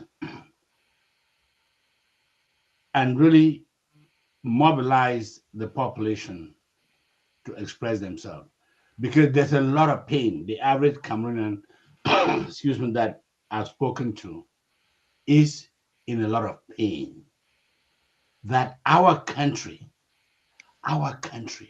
will refuse a human being oxygen. People are frustrated. Everyone that I've spoken to, even people that are not typically involved in these things, are shocked, embarrassed. I just hope the Cameroon government can just realize that they are acting as animals. And we know that's not who we are. There's got to be a better in 2025. You cannot keep harassing human beings. How do you sleep in your house? We saw Mr. Ekane's daughter, I believe, crying. Is Mr. Atanganji seeing this? Is Ngongo seeing this? And they're Christians. This? Is Motazi seeing this? Are all these people seeing it? And they call themselves leaders? I thought leaders are supposed to be servants to the people. We have animals as leaders. This is horrible. And I just pray and hope that they don't double down, but rather sit in those plushy offices when the masses are suffering and think of how to become more humane. They should release everybody that they hold because there's nothing they've done wrong but express themselves. And Cameroonians need to come out and be able to express themselves. Hopefully, they'll understand the pain of the country and just allow people to peacefully express their frustration, because this is horrible. I've never felt pain like I felt this morning for leaders I don't even know personally, but just people that we've looked up to, that have shared with us about the beauty of our country, the resources of our country, how every Cameroonian should be living good, and how we can do better as a country. If Cameroonians don't have a chance to express themselves, it's going to be a horrible situation. And we have to figure out a way for our country to express, because this is painful, very painful. Chris, I just want to say that I believe that this is so sad and this is so grim. You cannot, you're right, you cannot avoid it. We have to sit as a people and reflect, because he was a reflection of who we are. Yes. He was a reflection of humanity. He was a reflection of compassion. He was a reflection of what you want to be, and if you're going on the religious side, he was a reflection of the characters that Jesus, the church that Atanganji goes to. This is, and so I believe that this level of inhumane behavior is an example that the system has cracked. These are things that is important that we let the government and whoever they're sending to watch this to understand that we know we're not coming from a place of fear.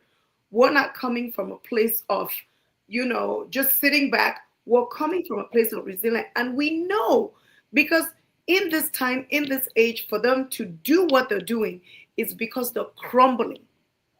Let's make that clear. They're crumbling. It's a desperate act. It's a desperate move. And they are not going to get the Cameroonian people to relent. This is important. So, I would say, when Kingsley spoke a little bit about Anicet Ekane, It's really important for us to go down memory lane. This is a man who has given everything about his life to Cameroon, joining the UPC, starting out the UPC. Many people don't know, Manidem is an incarnation of the UPC that was created in the 90s. This is not the first time Anicet Ekane is being part of the Union for Change.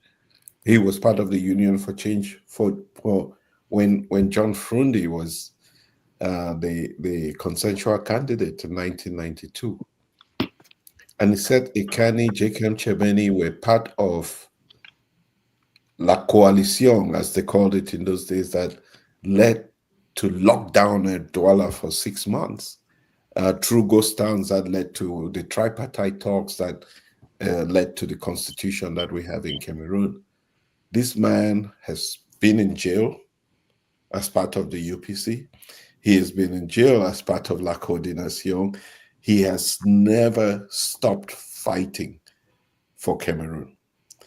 And the Manidem party is the one political party that has changed its president repeatedly, as opposed to all other political parties that have one president for life in Cameroon. This Manidem has been that one party that had this concept of not a centralized leader in the party, but creating the opportunities for several people to determine what the destiny of the party is, which is unique in the context of Cameroon. So this man has given most of his adult life from joining in a fight with UPC, being detained under the Ahidjo government as part of the UPC, and ending his life under the Biya regime because he found a consensus candidate that the people of Cameroon selected. He has been assassinated for his love of country. An ordinary man with 2 legs and 2 hands like all of us, whose love of country was never compromised by his search for selfish wealth, because too often he could have bought into the many opportunities that came his way for him to be bought over by the government, which he refused and put country first. Today, nobody should be thinking about a Cameroon that is normal, because this is not normal. This is not what happens in normal countries. That the most countries in the world, I mean, you have to get to the proportions of Putin in Russia, or Saddam Hussein, or the gentleman who was just kicked out in Syria. The people who Al-Assad. eliminate people in their countries who have contrary political opinions to them. And we thought that we had started democracy 30 years ago and embraced multipartism, and that we were moving forward. But now there is absolutely no opposition in Cameroon. That's what it has become. So with that in mind, there is no need for us to think about political parties. We have to see ourselves as Cameroonians and be united today in the spirit of ensuring that tomorrow we never see this again. So today we have shared thoughts on what you can do in Cameroon, on the ground in Cameroon. You have to make it so unbearable, ungovernable, that this regime, the only negotiation that needs to take place in Cameroon now is when Paul Biya leaves. And that is the only way we can protect you. The only way that you can protect next generations is the only way that you can have your dignity to express yourself freely and make your choices, without which we are living in a prison of 28 million prisoners. And that's exactly what it is, because you are not free in Cameroon. I don't care how wealthy you are. I don't care what fence you are living behind. Go down on paved streets, you still see beggars in the street. You still have children dying of malaria. All of those things. All of those things. Today is just a moment, a snapshot for us to think about it and say, no, this cannot be normal. This is not the country that we want. This is not an expression of the Cameroon that we deserve. I will And talk about two things, please. The fact that, there's this illusion that somebody's going to come save us. And there's nobody coming to save us. The people of Cameroon have to rise up. We have to develop the muscle to rise up. If we love our children, what is the future for them? What are the future of people who are graduating, young 21-year-old? What is their future to be married and have children? What is that about? If 43 years, and this 7 years, as we know, is not 7 years. It could take us into another 40 years. yes, if we do not. Yeah, I think we need to also be engaging with some of the comments. I think there's one here that we need to address because it's a recurrent issue. The regime uses that a lot to sound like, the diaspora are people who've got something to gain. I want us to be very, very direct. Let's be as plain as possible. I mean, Ari, when was the last time you were in Cameroon? I was in Cameroon in on January of 2024. Good. Do you actually need to be in Cameroon to survive? I mean, no, good. Absolutely. Elizabeth, when was the last time you were in Cameroon? Like, you went there to stay? Because I'm addressing this because of someone in the comment section. He's saying we are doing this because we've got gains. Because people think that maybe we don't. Yeah, I want to understand. Let me just say this. Let me be very, very clear about this. I run a huge risk for what I'm doing. I could go to Cameroon today. I want to be clear. I would live a better life than I do in America. I want to be clear. It serves me. I have no plans to go to Cameroon. What I am doing will actually make it more difficult for me. So I'm not thinking, when I hear the rape sacrifices, let me just say this, Kingsley. I was telling someone as Cameroonian, let's just be real. Let's be real. We have outrun our time to make ignorant statements. The talk about Cameroon is not some entertainment, eating fufu and jama in somebody's house at midnight party. It is over. We can no longer afford ignorant statements.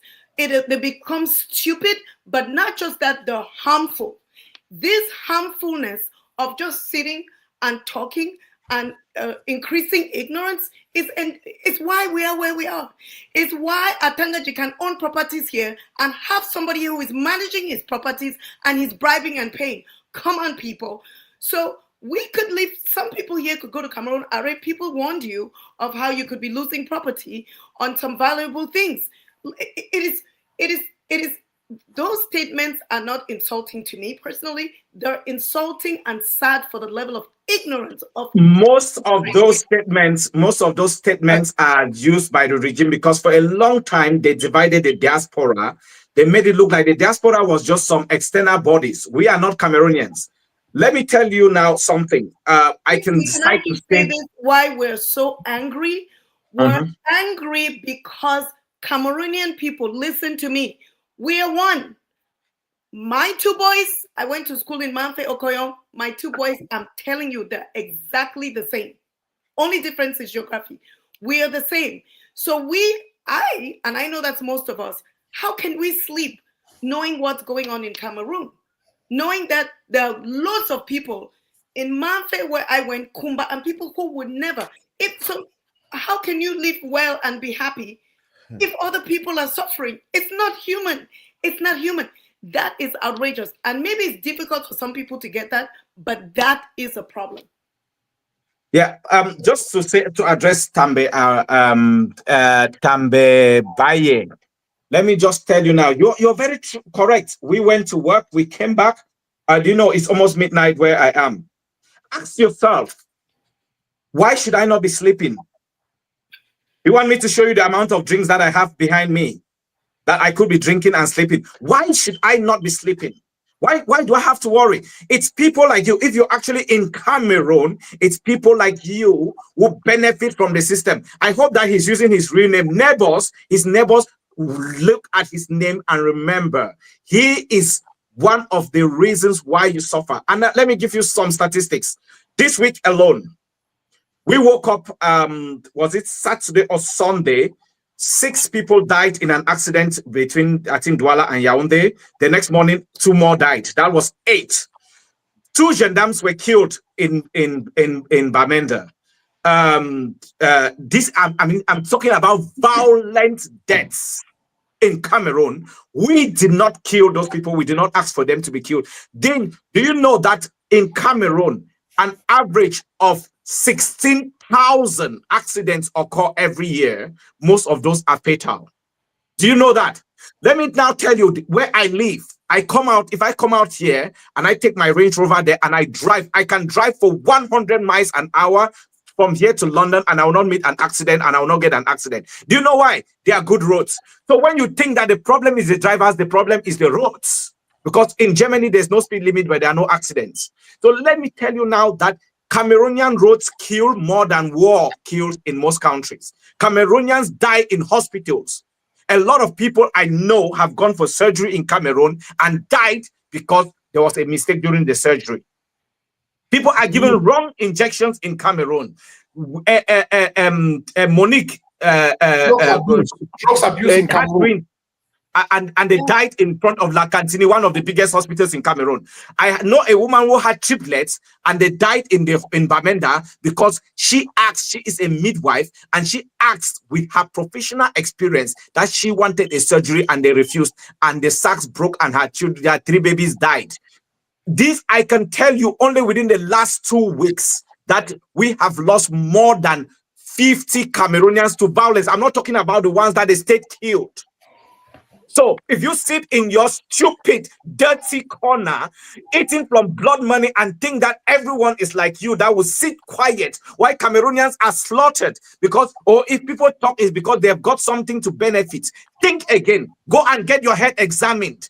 We have nothing to benefit. I can keep quiet, not talk about Cameroon, and it will cost me nothing because I have no interest there. If things change now, it's for the people in Cameroon. It's not for me. I'm not coming back there. My kids are British. Let me just be clear. No, it's good to address this thing. That's why I asked you when you were last there. You can survive without Cameroon, but we speak because we have woken up and we've got a conscience. We are doing what the churches should have been doing, what the imams should have been doing. When we started DISO, a lot of Cameroonians who came onto the DISO project, they asked us initially, "Oh, how are you going to pay us?" And we told them something. Who will pay us? Who was paying Michelle? Who was paying Kingsley? Who was paying? And then they suddenly realized, guess what? 9,000 Cameroonians stood up and got these elections card. They got the results, which the regime is afraid today to show theirs. Those are Cameroonians. And then were never paid a dime because they understood suddenly that we were doing it and we didn't expect to be paid because we were doing it for free because we just loved the country. Get that into your blockhead today. I'm addressing you and using you to get to other people because Elizabeth already gave me the freedom. She knows that I can insult. She said, Kingsley, you can actually you have the right to be angry just today and actually really get out, lash out because of what has happened to Ekane. We have a system in Cameroon where they make it look like the diaspora is this. I mean, do you know how? I mean, let me ask: how many people know how Africa got independence?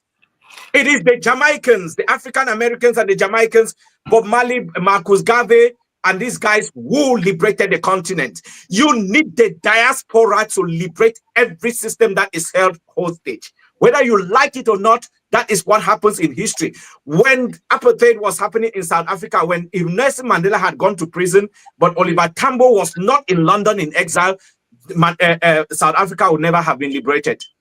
Yeah. Don't think that it was because Mandela was in prison. It's because he was there, but he had people like Oliver Tambo, the leader of the ANC, in the diaspora.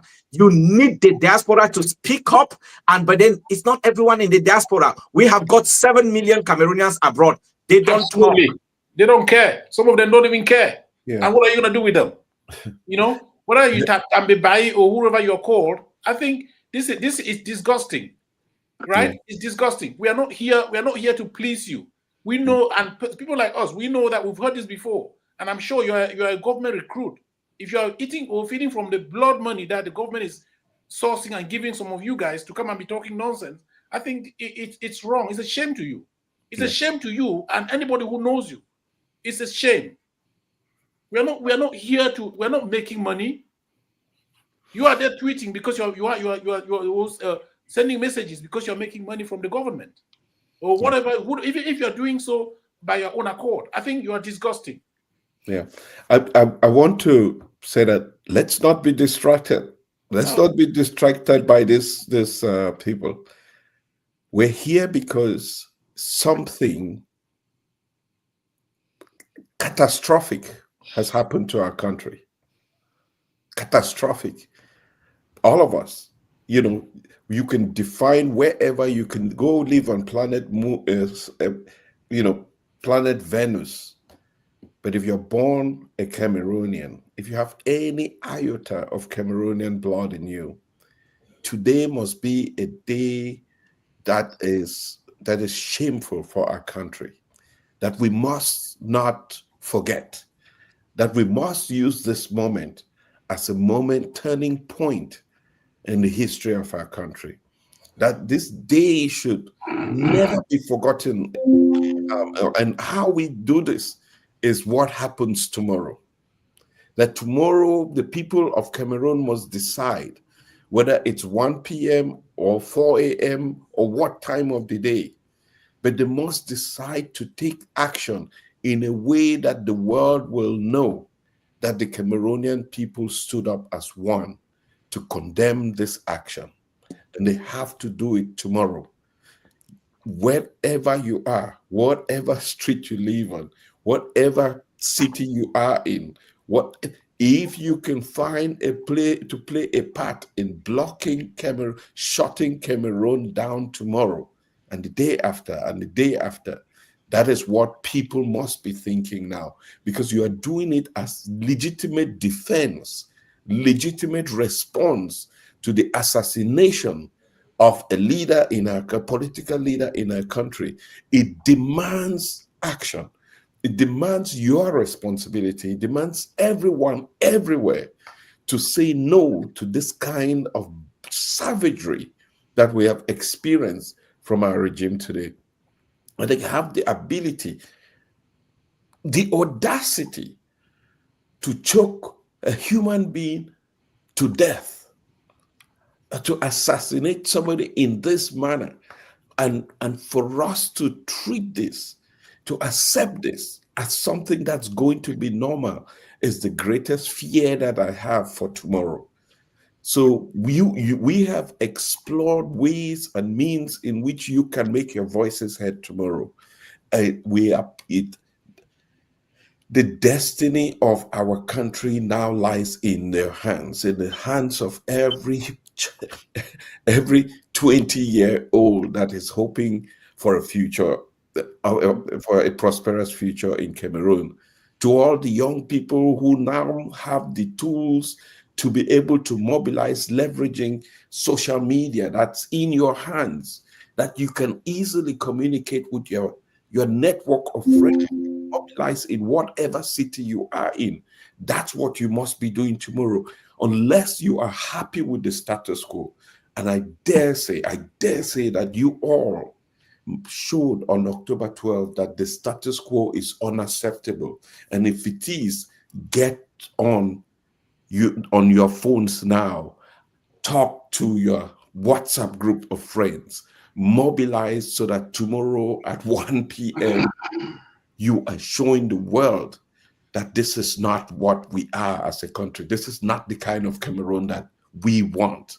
And yes, if Yaoundé is the target, I am calling on people in Yaoundé to do what you can to step up tomorrow. This is a regime that is weak. It's fragile, it's divided, it's dying. We just need to push them out.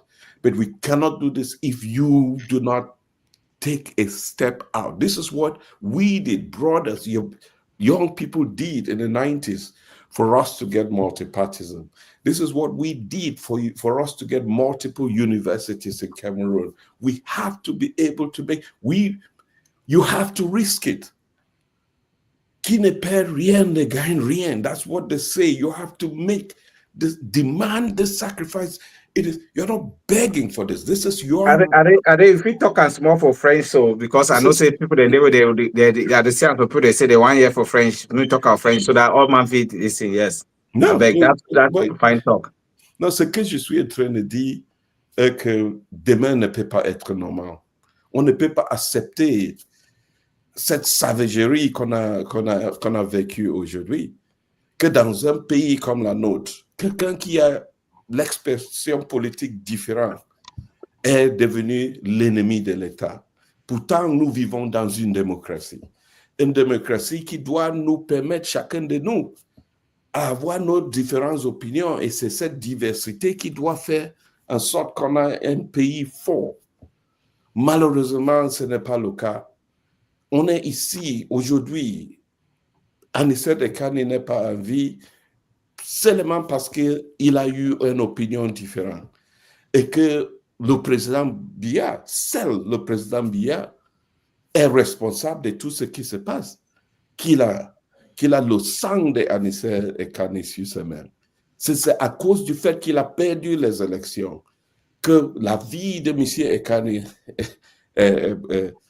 ils ont mis fin à la vie de M. Ekane. Ils ont assassiné M. Ekane. Qu'il y a 40 autres jeunes qui ont été tués parce que Biya a perdu les élections, parce que les Camerounais ont dit qu'on ne veut plus de M. Biya. C'est pour cette raison qu'on est en train de vécu tous ces assassinats, toutes ces personnes qui sont enfermées dans le géant de Cameroun, les enfants qui sont à Newbell, à PK14, à Kondengi, la vie détruite par le fait que Biya avait insisté à rester au pouvoir avec sa bande, et je vais utiliser le terme de Atanganji, les bandits des grands chemins. C'est à cause d'eux que vous êtes en train de souffrir, qu'on est en train de vécu les assassinats des gens, les arrestations. Mais demain, vous, les Camerounais, vous devez faire quelque chose. Accepter cela comme normal n'est pas acceptable. Donc demain, vous, les jeunes, il faut donner quelque chose pour avoir quelque chose. Qui ne perd rien, ne gagne rien. Donc il faut donner quelque chose pour gagner quelque chose. Et n'ayez pas peur. Parce que vous avez la raison.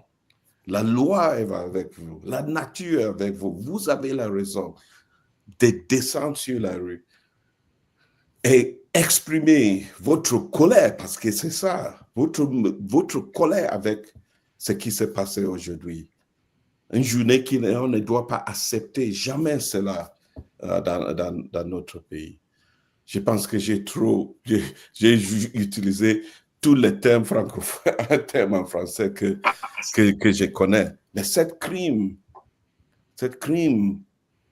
d'État ne doit pas aller sans punition. Eli, if I may just say one thing, then Pancho is here. Oh. Yes. So I saw CY's message in the comments, so I just sent him the link. Oh, okay. Yeah. So you can see everybody. If you want to join, you can also join. I think was Chris going to say something? Then we can just share. Yeah, because just Chris. I think Aray said it well, that let's not be distracted by the comments that came earlier. This is a conversation that has been going on in Cameroon. Many African countries are now working with their diaspora indiscriminately. at all levels, both from um, having civil disagreement of ideas to improve the country, and Cameroon has a selective approach, towards the diaspora. But the one thing that I think is happening today more and more is that Cameroonians are becoming more and more united with the diaspora and those on the ground. A majority of Cameroonians, I believe, right now have come to understand the role that we play and should play, because we cannot play the role that they need to play, and they cannot play the role that we can play. Good. So and I think if our government understood that, things would be much better in some sense, because there's power to both. So Cameroonians, especially on the ground, should understand that we feel the pain from a different angle. Cameroon is always our country. I'm a proud Cameroonian. We've struggled in America. We have a better life, but it's not been easy. And we will always think about where we come from. This is about love. I don't think any Cameroonian at home should sit and be talking about, oh, they're out there talking because their children are not there and so forth. That's actually a defeatist attitude, a defeatist word. Because the dialogue should be, hey, here's what we need from you so that we can be able to do X. And we are doing our best to think about what we can do to help. We need to get away from that language as a country. It just doesn't have a place. It's too old. It's an easy conversation, right? We spend time instead of capitalizing on the synergies of where we are. Cameroonians on the ground, even in real life, have a better advantages over us here. And we here have advantages over them.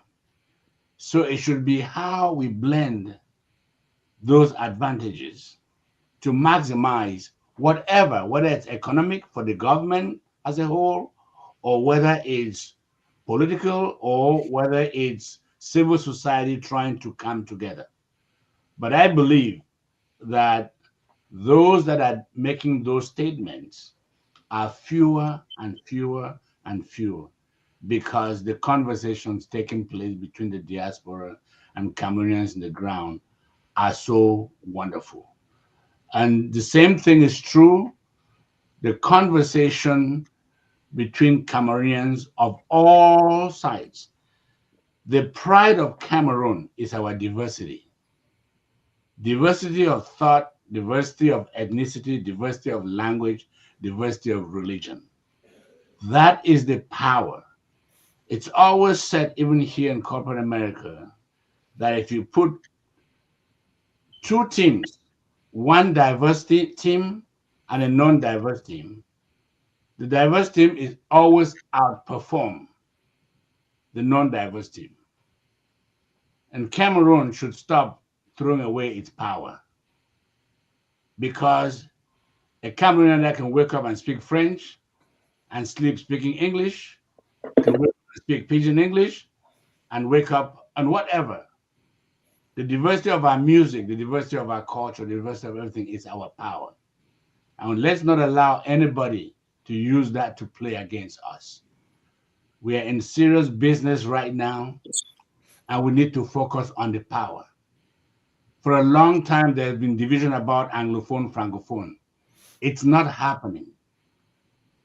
The room that we are sitting in, we are united. Christians, Muslims, Anglophone, Francophone, we speak in whatever language we want to speak.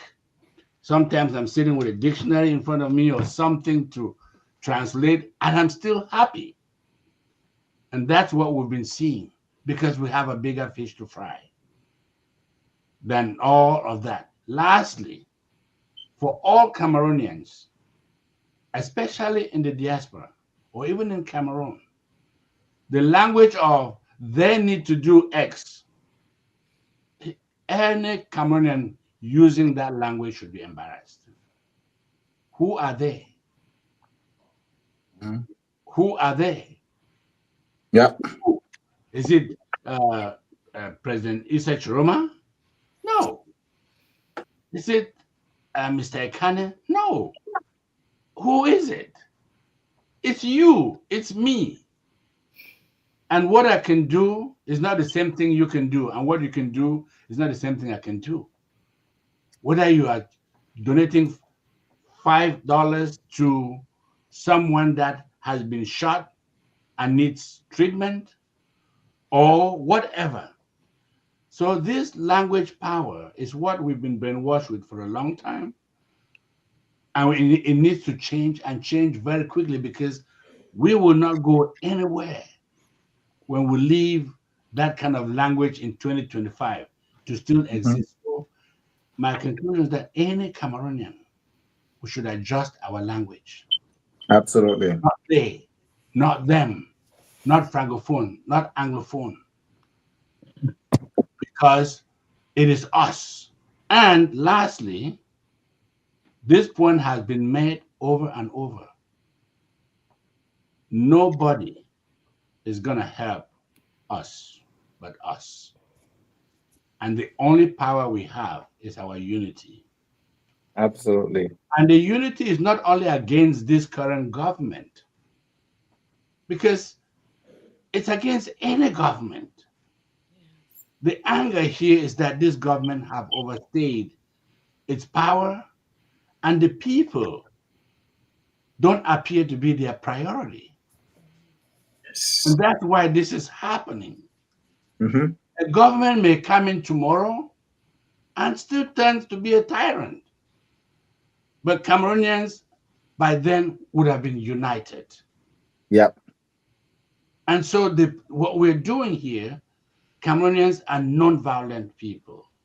We don't like bloodshed. We don't know it. We're seeing it.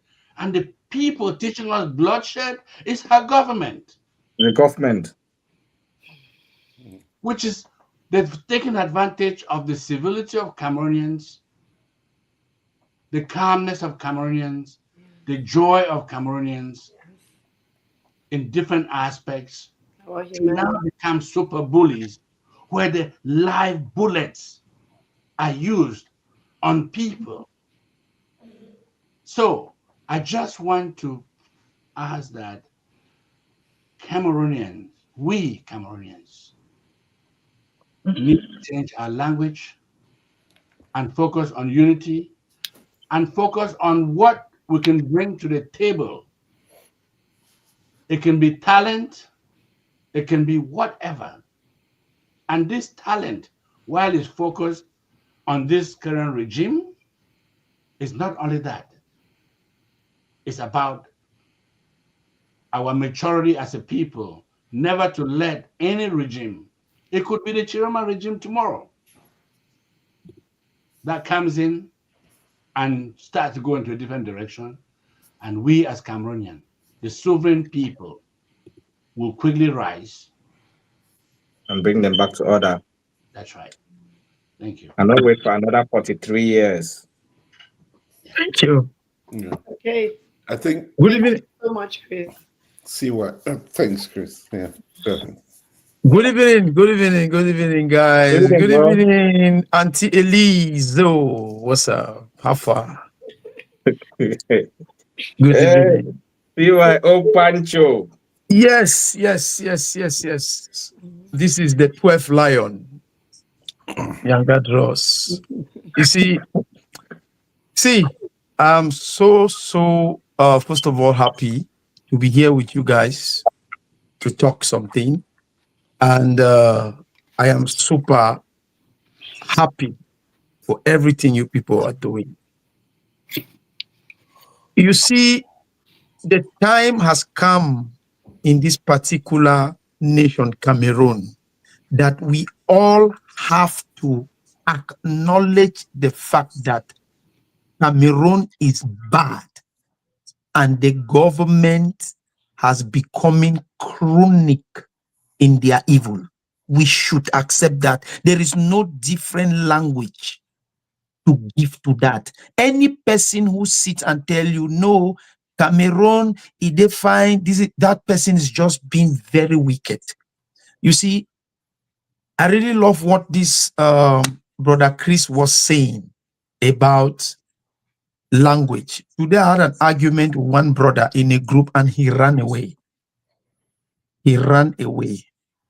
This issue of French people, English people, Francophone, Anglophone, it is a very chronic ideology to discourage the people, to draw the people back. There is nothing like Francophone versus Anglophone.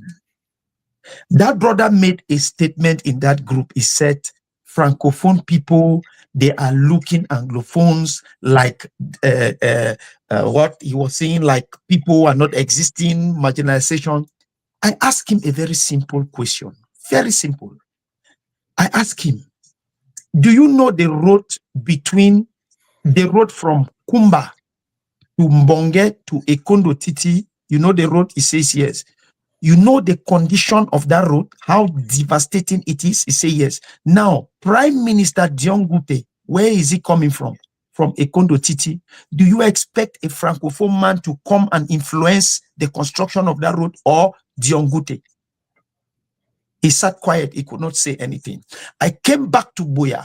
I said, do you know Senator Mbela Mokichas? Say yes. Have you ever gone around his area, Bokwango? Say yes. Do you realize, have you ever taken note that the road from Mutengene to Mbela Mokichas Senator's town, Boya, and village, Bokwango, is a devastating, scattered road with smell everywhere? The man said yes. So are you expecting a Francophone to come and initiate the construction of that road? No. Number two, do you know former Prime Minister Mafani Mosonge? Say yes. Do you know his village, Bokwai? Said, do you know that there is absolutely no existence of any road? Say yes. Do you expect a Francophone to come and influence the construction of that road? Do you know Atanganji Paul? Say yes. Who is Atanganji Paul? Is an Anglophone. Is it not one of the most chronic tormentors in Cameroon? Say yes. Is Atanganji Paul a Francophone or an Anglophone? He sat quiet. So I tell him, brother, the people tormenting Anglophones are Anglophones. The ones tormenting Francophones are Francophones. It is high time for us all to come together and tell these people enough is enough. We don't want to see our children fatherless, our fathers widowers, our mothers widows, and our youth hopeless. It has been happening and happening and happening. And I want to tell you people, Cameroon government is exceedingly wicked. They are exceedingly wicked. And one thing the people don't understand is that they too, they are suffering inside their wickedness. Ignorantly, they don't know. They think that they are enjoying life more than the common people. But I tell you today, it's a lie. You know, their wickedness has even blinded them to see that they too, they are suffering. They are suffering. Sister Elizabeth,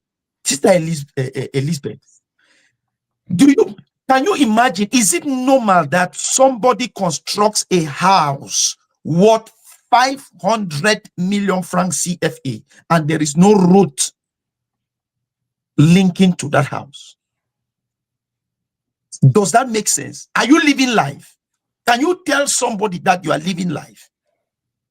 You remove 500 million, you construct a house, beautiful house, but there is no road linking to that house.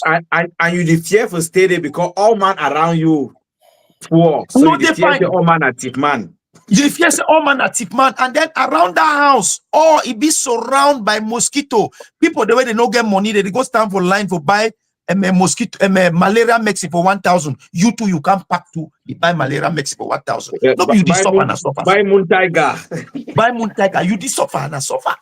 When they cut internet, you too, you no get internet. It makes sense for say you go construct house for 500 million, but you not be able to get stable electricity for the house.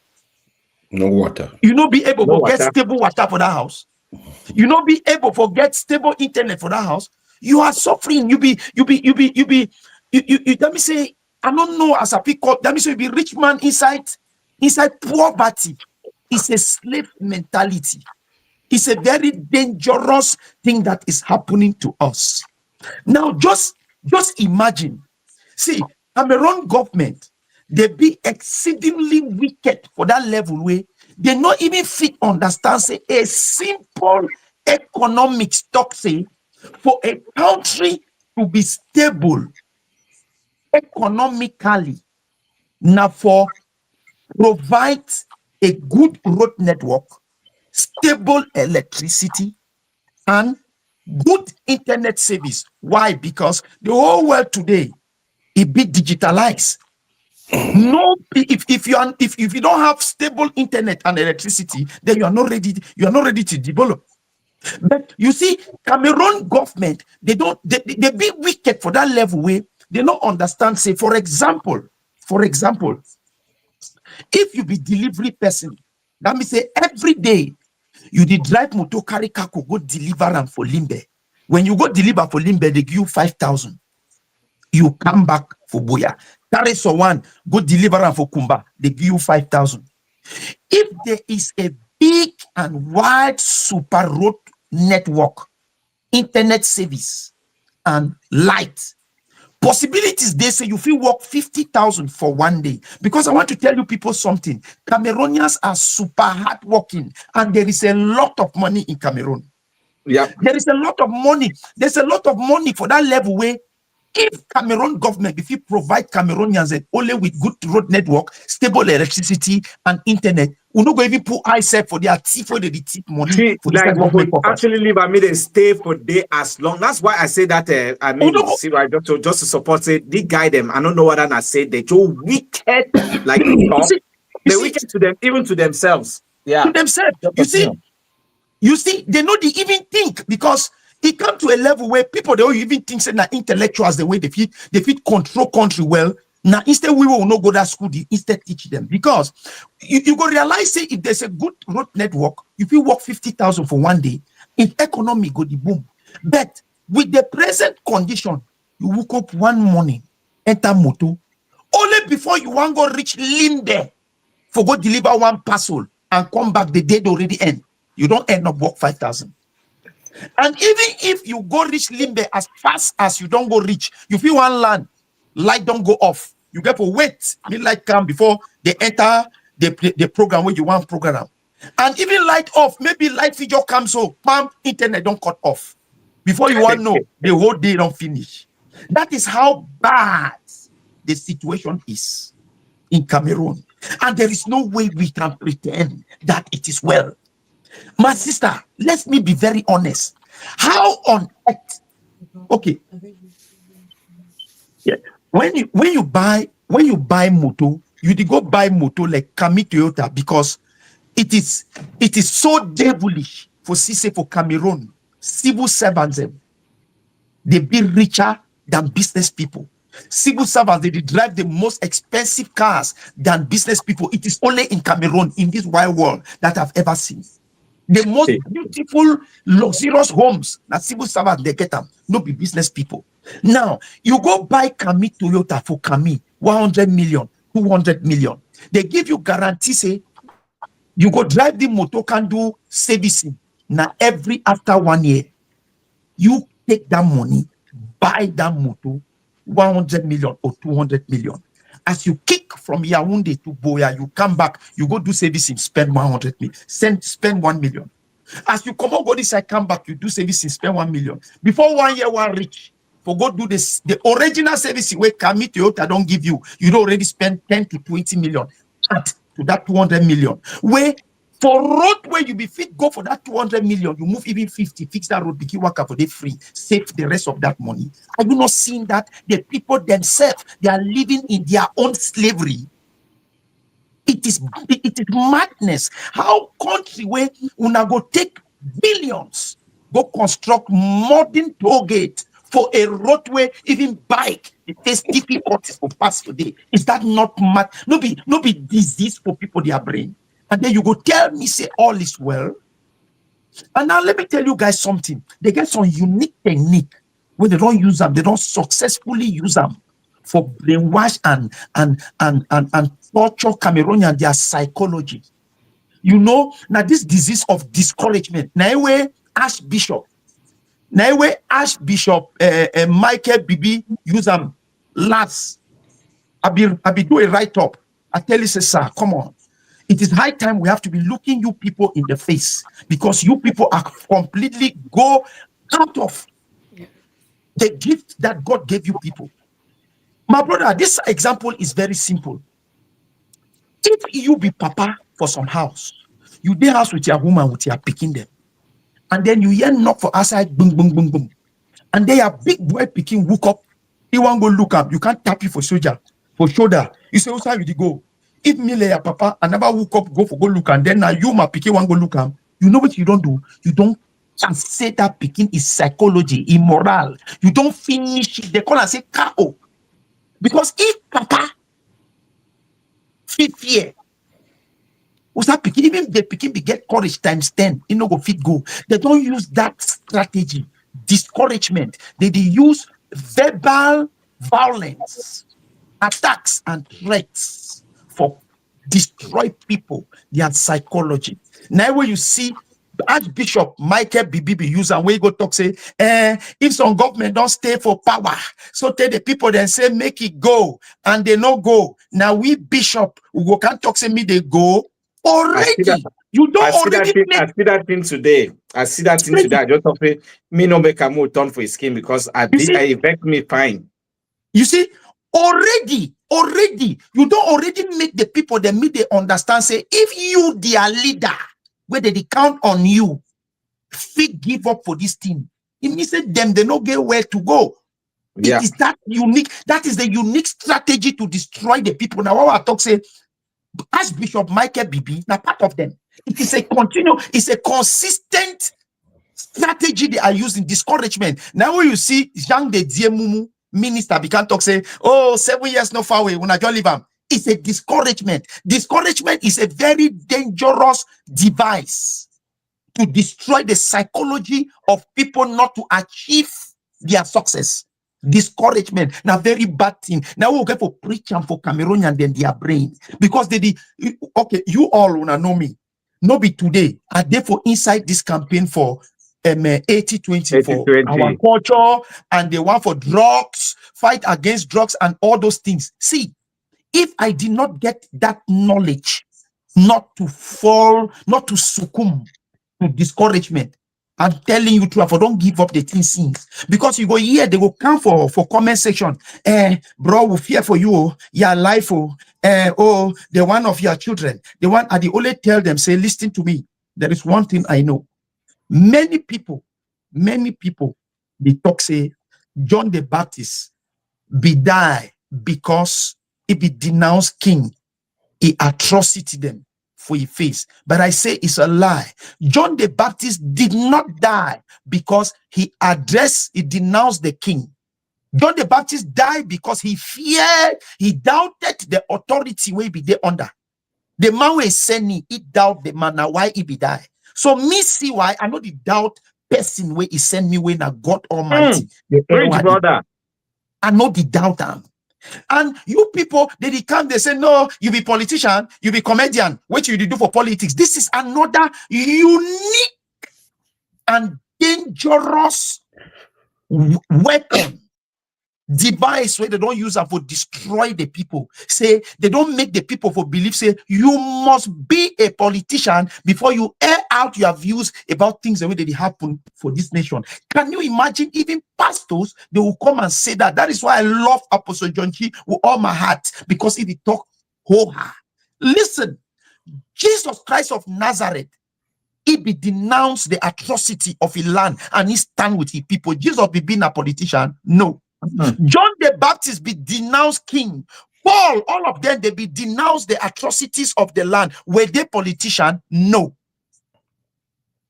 They will be politician. So why you, a fellow citizen, you go fear for talk say, oh, you don't clear on top my foot the hot, come off or down, because they don't can't discourage you, say, oh, your family, you're this, or you're this. So this is the time. I want big Cameroonians them. I know say they go cut this video, they go put them for outside because me, that's what my life day. They go always one at the one way they know say they fit use and may they attack me as they don't use them for more than 12 years today. I don't care. This is the time. I talk now for my French brothers and sisters. I am very intentional about this. I'm very intentional about this.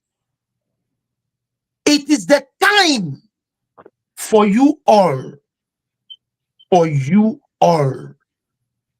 to take the advantage of this Anicet Ekane and denounce this people and this character. It is the time. There is no time again because this is bad. It is the time to take advantage of this Anicet because it makes no one eye sense. For no place for this world where they feel give still a way to where the people they can't do propaganda now. You hear Rene Sandy, minister, talk say, oh, Anicet be a friend. If be a friend, that way they catch you and you know say no do no nothing. What do you do? You not do no nothing. What do you talk? You not talk no nothing. You see Jean de Jade Mumu, it don't cast. You see how wicked these people they are. Say, my fellow comrades to fight for democracy. He was my friend. You guys. Let me say they don't just take Cameroonians and lesson chicken them where they feature play over their mentality. Anyhow, this is bad. It is bad, and there is no true name to give to it. It is really, really bad. And it feels so sad. Please, just 2 minutes before I end, I run up my own discussion. And it feels so sad, say, me see why we I come out for a very poor background with my papa no be get 25. I enter street for 1993, start fight for my life. Then I don't come with wisdom and hard working. I be able to give my picking them a proper education because I'm giving my children a proper education. Make them learn and they educate my picking and say, study. When you study, you are going to have job. There is no way you will study and you will not have job. But deep inside me, I know say my picking will study, become an expert, and then come. Just imagine say my picking an expert. That means say na cyber engineer. But he come now for can get work. Na panabita the controlling. Panabita garage man na the controlling. Or my picking go study for a whole life, then come back for the place where he get for get work. They ask you say go me to your papa, may give 10 million, may give 5 million. It is so sad. That is why I'm standing with my full chest so that things should better. If my picking then they want reach for that level tomorrow for start finding work, they no go suffer. And it is you and I. And so people then, this language for say, oh, you don't go for this side. You know, any man when you know me, no be today I start talk. Now 12 years where they talk what day for Cameroon 24/7. And maybe some of you think that we are talking because maybe we don't have anything to lose. No, I'm one of the Cameroonians the way they lost everything because of this crisis. Because people who know me, I was well established. They burned my tractor, they burned my farm, destroyed my farm. I lost snack bar, lost everything for that country. But I still did it. We're well established. Are you understanding me? So now some vex where it there for inside our heart. And I want me you know something, please. This is the last statement. You should understand. When you fight this thing, people the way they can't fight you back. No overboard about them. If you fit defend something, defend them, but not overboard because one, be less assured say they get for defend themselves. Of course. When you fight battle, if you say that man go just shit on me, you just box the chairs. No, when I be here to Jean de Mumu be talking. Say, hey, when I get for no say if these people they move with for here, we go suffer. So they know very well say if they come out today, it go worry for them. So they get for do everything. That is the reason why they feel go up to the extent for finish your life only for defense me they no shake. So it is time we got to look. As I'm telling you, that they plenty when I sit there, remember the way the situation they twist them, but it don't become now like a court. It they like some big demon. The way it don't put your hands up for all of them where they no fish shake. But I want to pray today that the God of heaven and earth will breed them every blessed day. 2026 no go pass away, something no happen for that country. It is too much. Eric, we talked yesterday, say we will set ourselves a personal program, say we'll go welcome Issa Chiroma back for Cameroon by 11th of February. That's 42 days from now. And I think say it be achievable, and if it say that 11th of February it be unique, it get a historic significance. So I think if Cameroonians they want time for liberate themselves, and for actually all the street wisdom we see why I don't just tell we now. I mean, it just the talk and stuff. I just see now just a lot of opportunities. You see, and I think that if we want time to do them, then we need to set ourselves a timeline. Yeah. But now we have a trigger. Now we have a trigger. See why as you talk. Now so this is not the one moment where every Cameroonian get to say this thing no will happen again. You know, this enough is enough. We have to not allow this happen. Let me talk to people in the diaspora. If you are in the diaspora, we need to support the people on the ground in Cameroon. This diaspora, we put in $400 million into the Cameroonian economy every year. Yes. So we are stakeholders in that economy. Yes. But if we can mobilize our resources, we have 42 days, as I said. If we were just putting aside $1 a day, $42, 1 million of us would be $400 million. We can mobilize the resources that we would sustain our brothers in the push into Yaoundé. We need to invest our time and our resources to support those on the ground in Cameroon. That for the next 30 days, we have to sustain demonstrations in Cameroon. We have to give people, we have to provide the bread and sardines for our brothers and sisters to stay out on the streets. So we need to mobilize the resources now, establish the network on the ground that will support these people.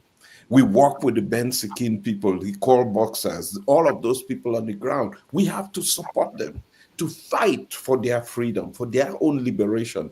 Because if we think that we had independence as a country, today tells us that we don't have any independence. That the fight for independence has lasted 65 years, and we don't want it to last a year longer. And that's why today we must not let this happen. We must not let this that happened to all the people that have gone before Anicet Ekane. We cannot forget them, because tomorrow it will be you, it will be me, it will be your brother, your sister, somebody else that's close to you. And then it may be too late for us to be able to take action, because it would have become normal to kill political prisoners, to choke people to death, to stifle them of oxygen for no crime committed in the books of our country. Yet a man has been in detention for over 40 days. And there's lots of other people that have been in detention. And we go to school as if it's normal. We open our businesses as if it's normal. We go about our daily business. We go to court as if it's normal. Yeah. It's up to us not to accept this as normal and begin tomorrow to take action out there on the streets. I just want to add something, Ari, that before I even leave, that you've just touched a very important aspect there about the diaspora and the resources they have to make things happen.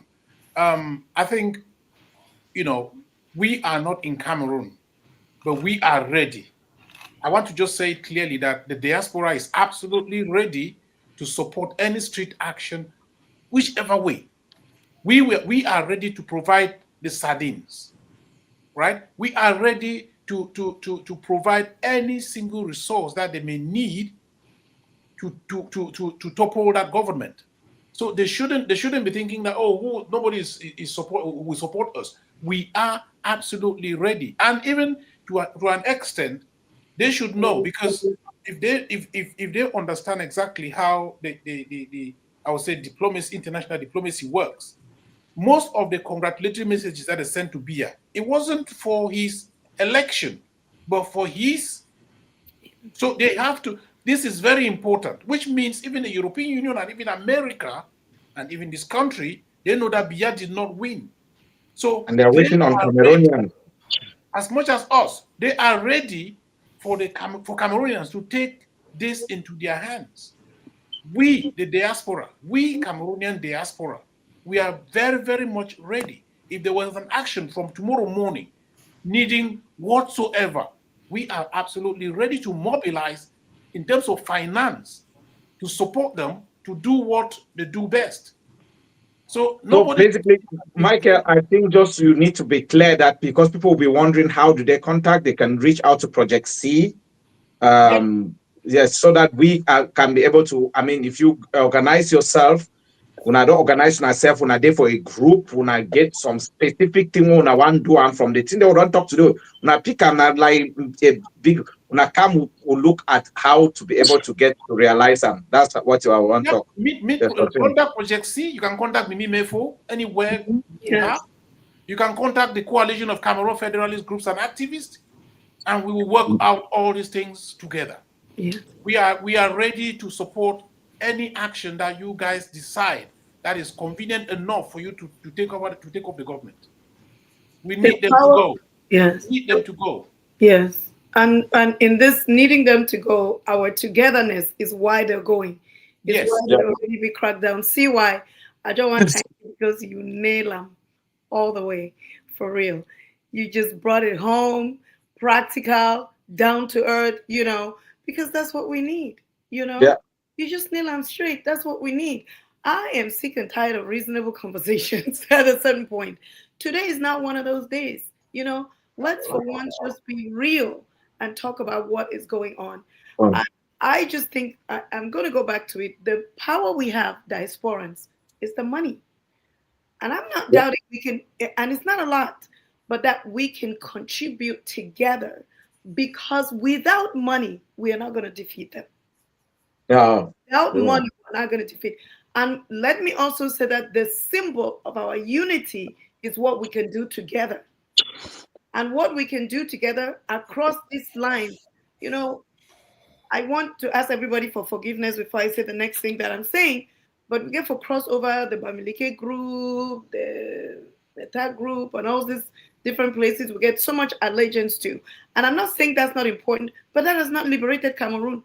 If you put all the water pipes that was put in, Meta or whatever, help nobody, because they still come to, fight, right? We still are not free. Okay, so it is so important that I just think about Nigerians, my Guinean friends, many friends, they talk about Nigeria. I always hear Nigeria first before I maybe the one as a Yoruba of this, because we're always identifying, but they don't identify. It's Nigeria first. This is the first time ever that we're saying Cameroon first. So I just want to plead with everyone and say, please, let's put our money in the diaspora. The most powerful thing we can do is bring our money together. That's just what we can do. So happy to see Sandy Boston. I mean, this is what we needed today. Reality. I have one proposal. The second powerful one to come. At least they don't hold a fort. So I'm gonna. When I saw her, I said, "Great, now I can leave." But yeah, see why. I have one last proposal, please. Yeah. There are influencers who have built solid platform out there. People, in the way they don't build solid platform with, they feel spread out this message very well. You see, okay, just imagine, say me, see why. I believe say una know me, say now one of those influencers where they don't build platform. But if you imagine, say, all these discussions then they come out and una know my zeal, una never be able to engage me for things like this. Una know, say, I am part of this full swim. It is high time una engage influentials the way una don't see and sit them to them day. We get maybe boomer them, we get them plenty. Please, it is high time we bring these people together and make one go. Can you imagine saying that myself I the one force myself now to be part of this? And when una know my energy and power for outside there. So una no, this is the truth. This is just the una not say me I be person for straightforward. Try to bring the right people on the table, bring them together. Move, put this thing for their brain, meet them to the spreader because they get larger platforms for spreader for the people. See May they why? hear the This is story. important. You know why? This Yes. is so important because what you bring up, it's really you talk about this is what it means to get together. This is what it means for construct, for we for be together, you understand? Because we are building the plane as it moves on. We know, say we get the election, we work for election, but we know that it may not have been easy for them for give Shiroma a position like that, but we didn't know how it was gonna go. You see what I'm saying? Yeah.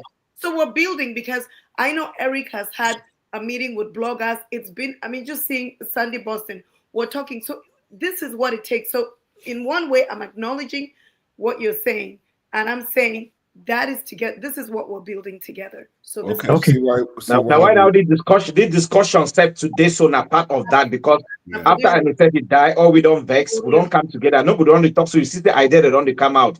Yeah, Sandy Boston they come. So I want just talk and say EBD at least standing a respiratory nurse. So I should say when here Anicet died, so he go know exactly how way happen because he hear about the equipment, he hear all these things, and so maybe I think that was Sandy go on really enlighten we on. Sandy, tu peux parler en français ou bien en anglais si tu veux. Parce qu'il y a. Good evening, everyone. Good evening.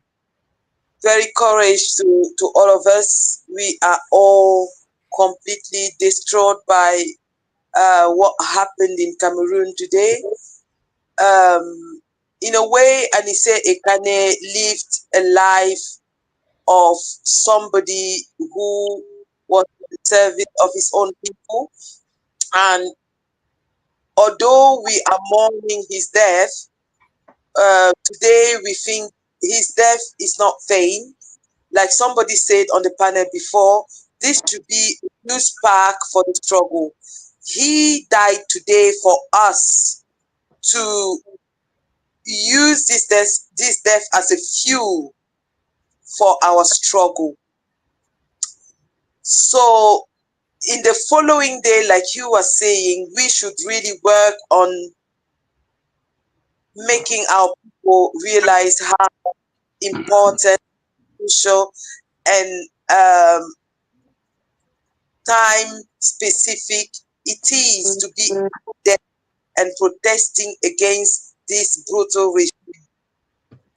Because the more time goes, the more people, and that's what the regime wants. They want us to forget about the elections. They want us to get on about our lives as if nothing happened, as if it was business as usual. And they are hoping that with time, because they know that Cameroonians suffer, people live on a daily basis. They don't have much to live on. They'll need to go to work. They'll need to go and hustle and bustle like they do to survive. So they are hoping that Cameroonians will just give up and say, okay, this has gone on for too long. We need to go back to our lives. But we are telling them that this is not going to go away. And the death of Anicet Ekane happened at the time when people were starting to get fatigued. And now the anger is out there. People are completely angry. They are ready to go out there and say enough is enough. We had enough. We cannot carry on like this. Today is Anicet Ekane. Tomorrow, who is it going to be? Earlier on, I was live on Facebook, and I was saying to those opposition leaders who pretended to be outraged by the killing of young Cameroonians during the protest, but for them celebrating with Paul Biya in Etudi, I mean, the whole of the political class has abandoned the struggle into the hands of President Chiroma. Because when you observe, who is out there to among all our political leaders, among the opposition leaders, who is talking about the death of Cameroonians? Who is out there to be outraged by what happened today to Anicet Ekane? What political leaders have stand out and say, this shouldn't happen in our country today as we are talking? How many of them? How many of them? So we cannot stay like that and wait for them.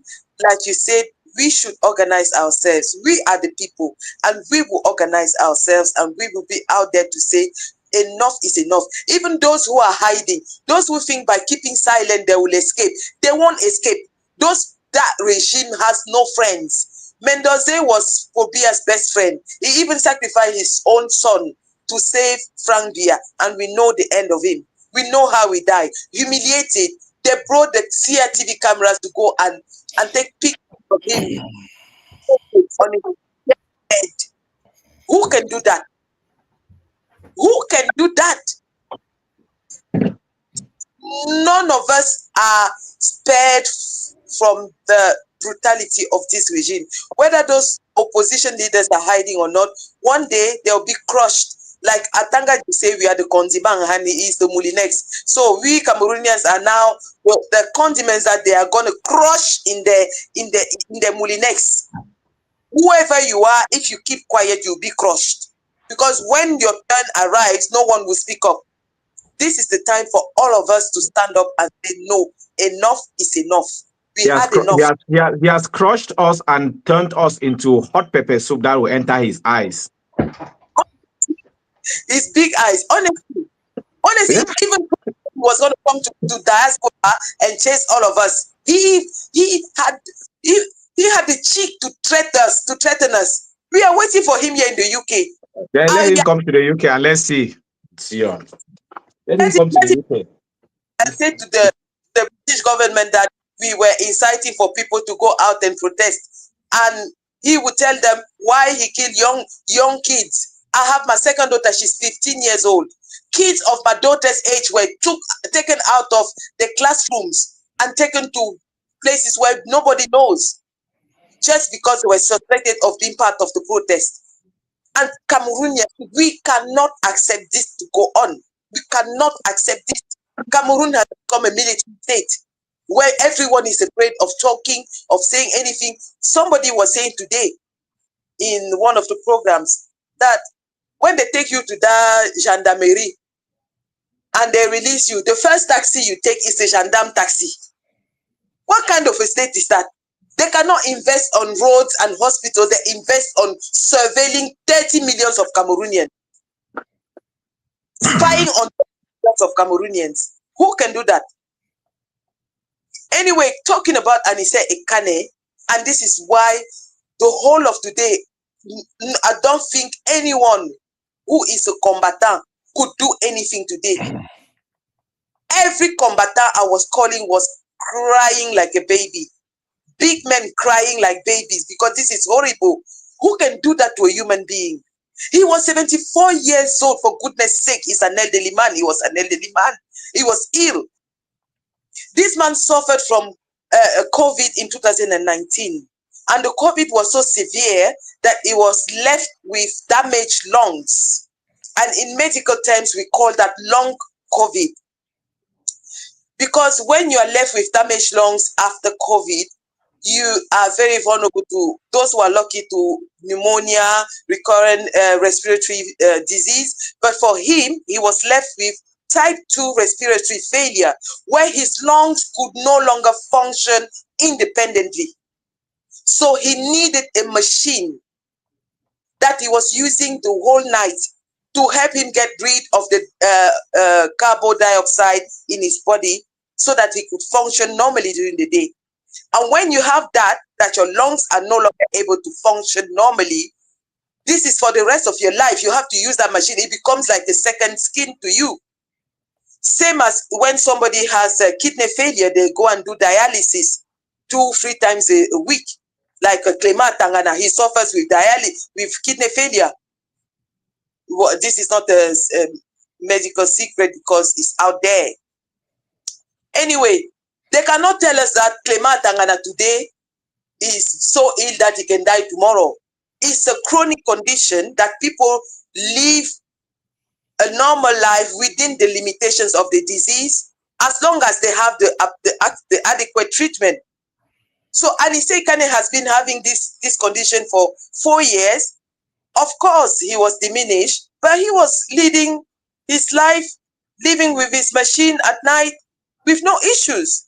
It's the same as when somebody has asthma, they go everywhere with their puffer, because when they have a crisis, they just puff and that saves their life. If you remove the Ventolin, the puffer to someone who has asthma, you will kill them. If you remove insulin to somebody who has diabetes, which is what they did to Maurice Kamto in 2019, and we know that because they arrested Maurice Kamto in January 2019, along with all the leaders for MSA, CRM, and they denied him access to medical care. How were we aware? Is because his spokesperson, Pipu Nisak, who is himself in jail now, came out and alerted the whole world, because this is an international crime to refuse to deny medical treatment to someone, when, especially when they don't have the liberty to do what they should do on the daily life. You remove, you put somebody in jail and you deny them treatment. That's what they did to Maurice Kamto, and that's how Bibu Nisak came out and had a press conference and said they are refusing him to have access to his medications and to his doctors, and he's suffering from this condition. And we all know that if you don't have those medications, you will die.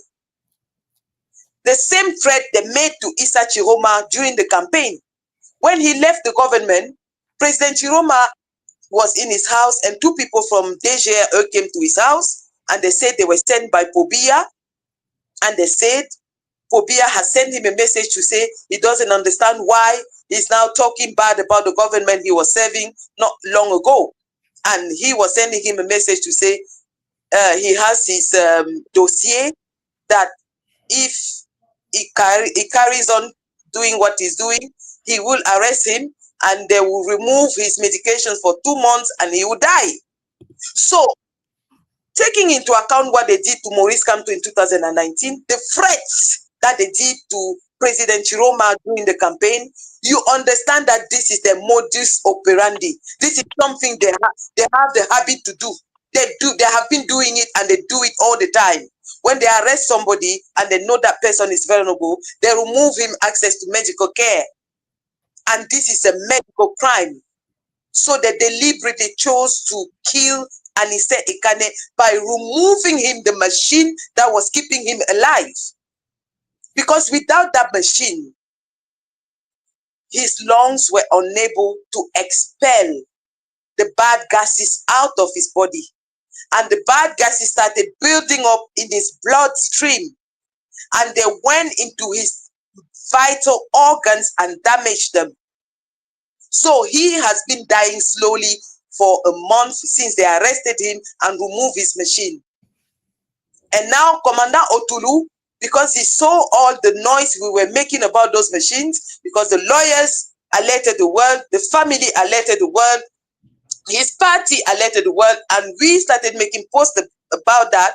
So he knew that something was coming, a drama was coming.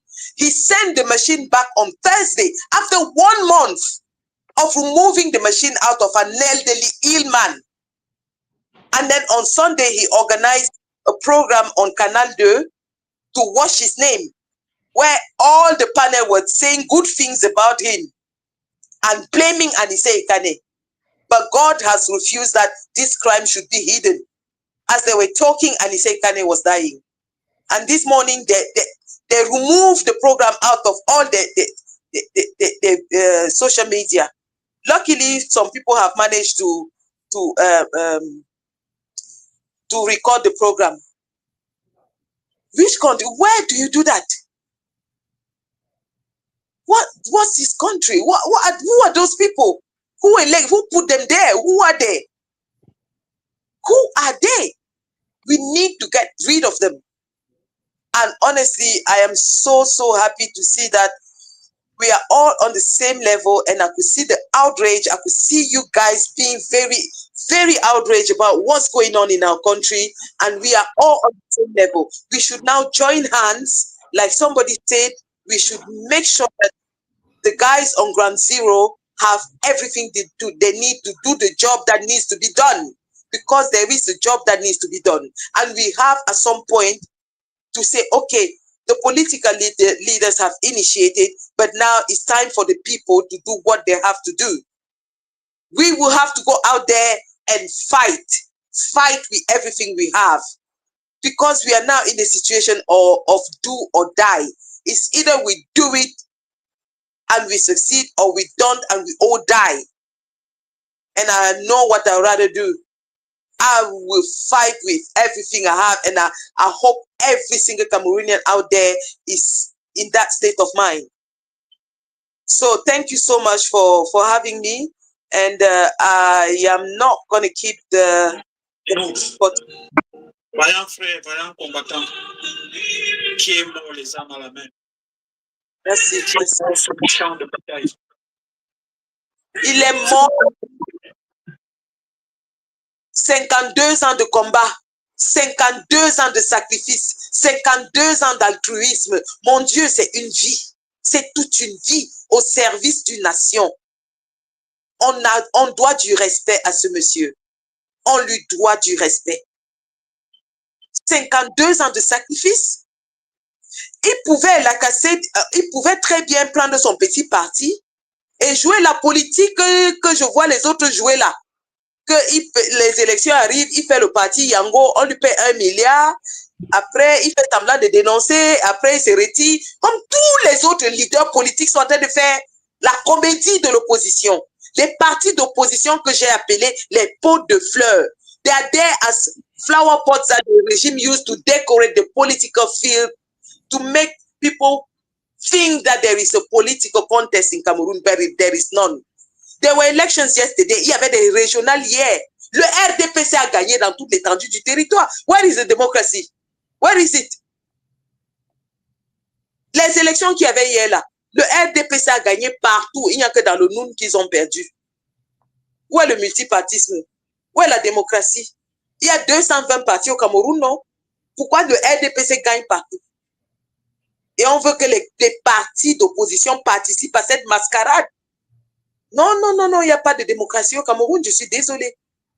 Il n'y a pas de démocratie, il n'y a pas d'élection tant que le régime de Paul Biya est là et qu'il vole les élections, qu'il impose sa volonté, qu'il torture, il tue, il assassine le peuple pour se maintenir au pouvoir. Anicet Ekane, un combattant dans l'âme. Il a été en prison, je vais parler en anglais parfois, je parle.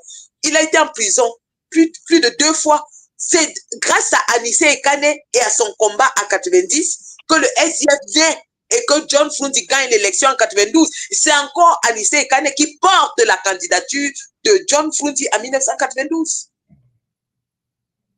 On n'a pas un autre leader d'une générosité comme ce monsieur qui est parti. D'une générosité politique. Quelqu'un qui était un leader lui-même, lui, il a été candidat 2 fois. Mais il a reconnu à un moment donné qu'il y avait des leaders qui avaient une aura plus grande que la sienne. Et au lieu de prétendre qu'ils pouvaient compétir contre eux, si tu reconnais que quelqu'un ne peut pas supporter son sac, c'est ce qu'Anicet Ekane a fait.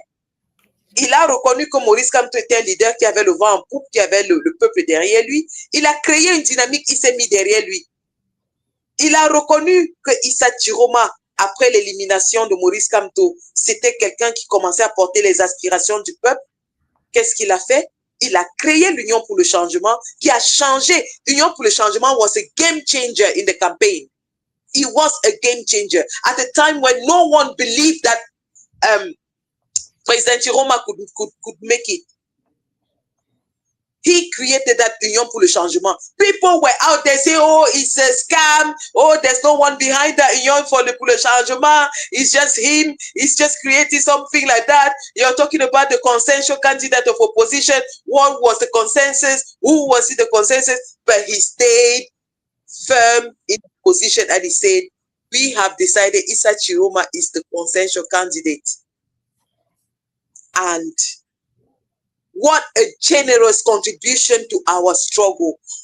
How can a Cameroonian leader put himself behind and carry others, put them at the forefront, because he recognized that they have the qualities that are required to lead the struggle. I have not seen another politician in Cameroon who is so generous, very generous, who sacrifices his own political party to help someone else be a candidate. Si on ne rend pas hommage à ce monsieur, si on ne défend pas ce monsieur, si on ne s'indigne pas pour sa mort, on aura tué tous les martyrs dans notre lutte.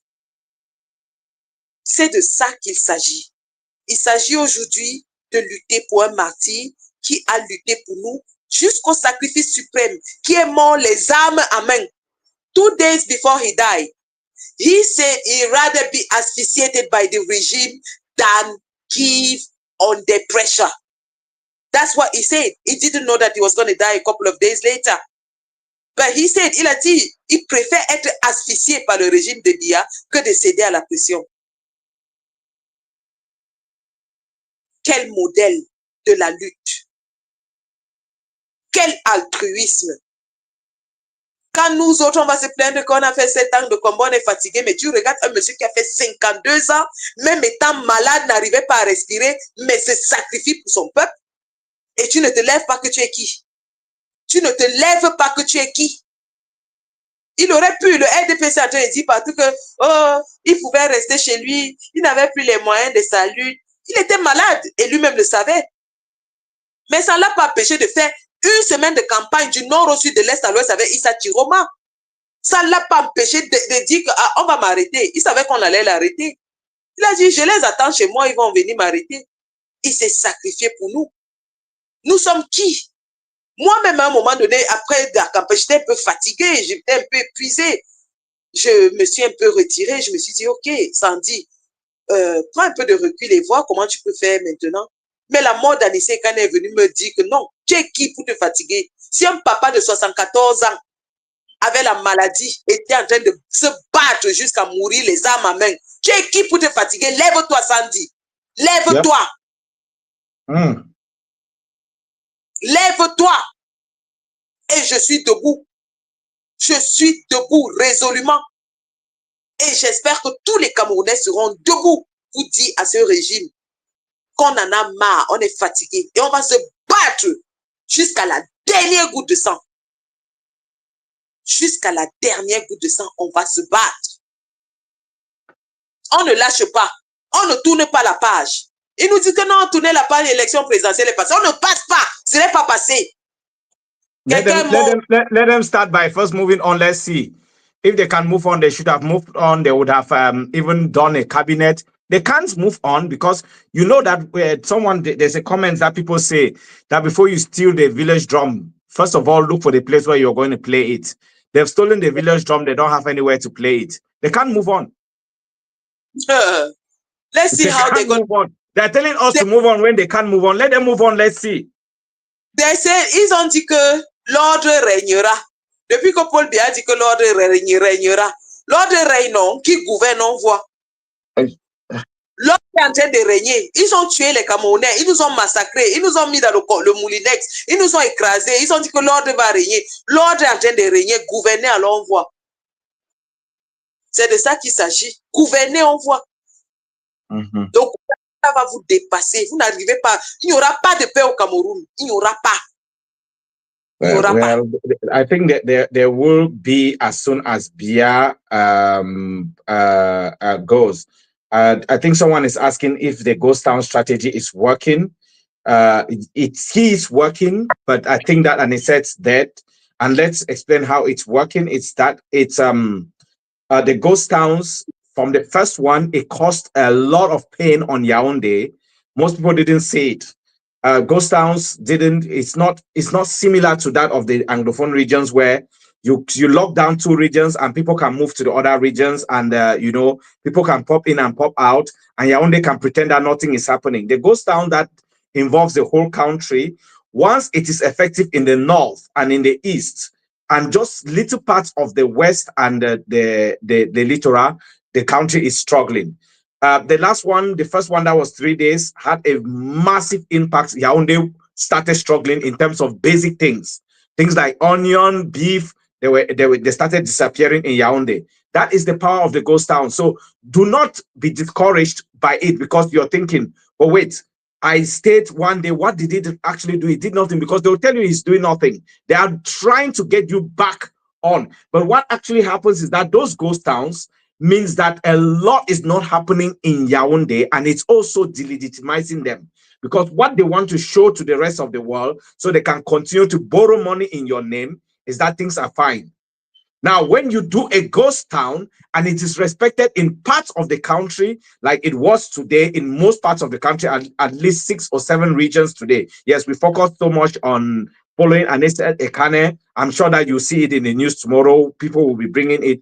At least 6 or 7 regions where, I think, a part of Douala and Yaoundé and a few other places where some areas were not. But generally, it's created the impact. And this is a show of force that is making international bodies that were giving loans to the regime not to give loans anymore, because they don't want to give loans to someone who is not in charge.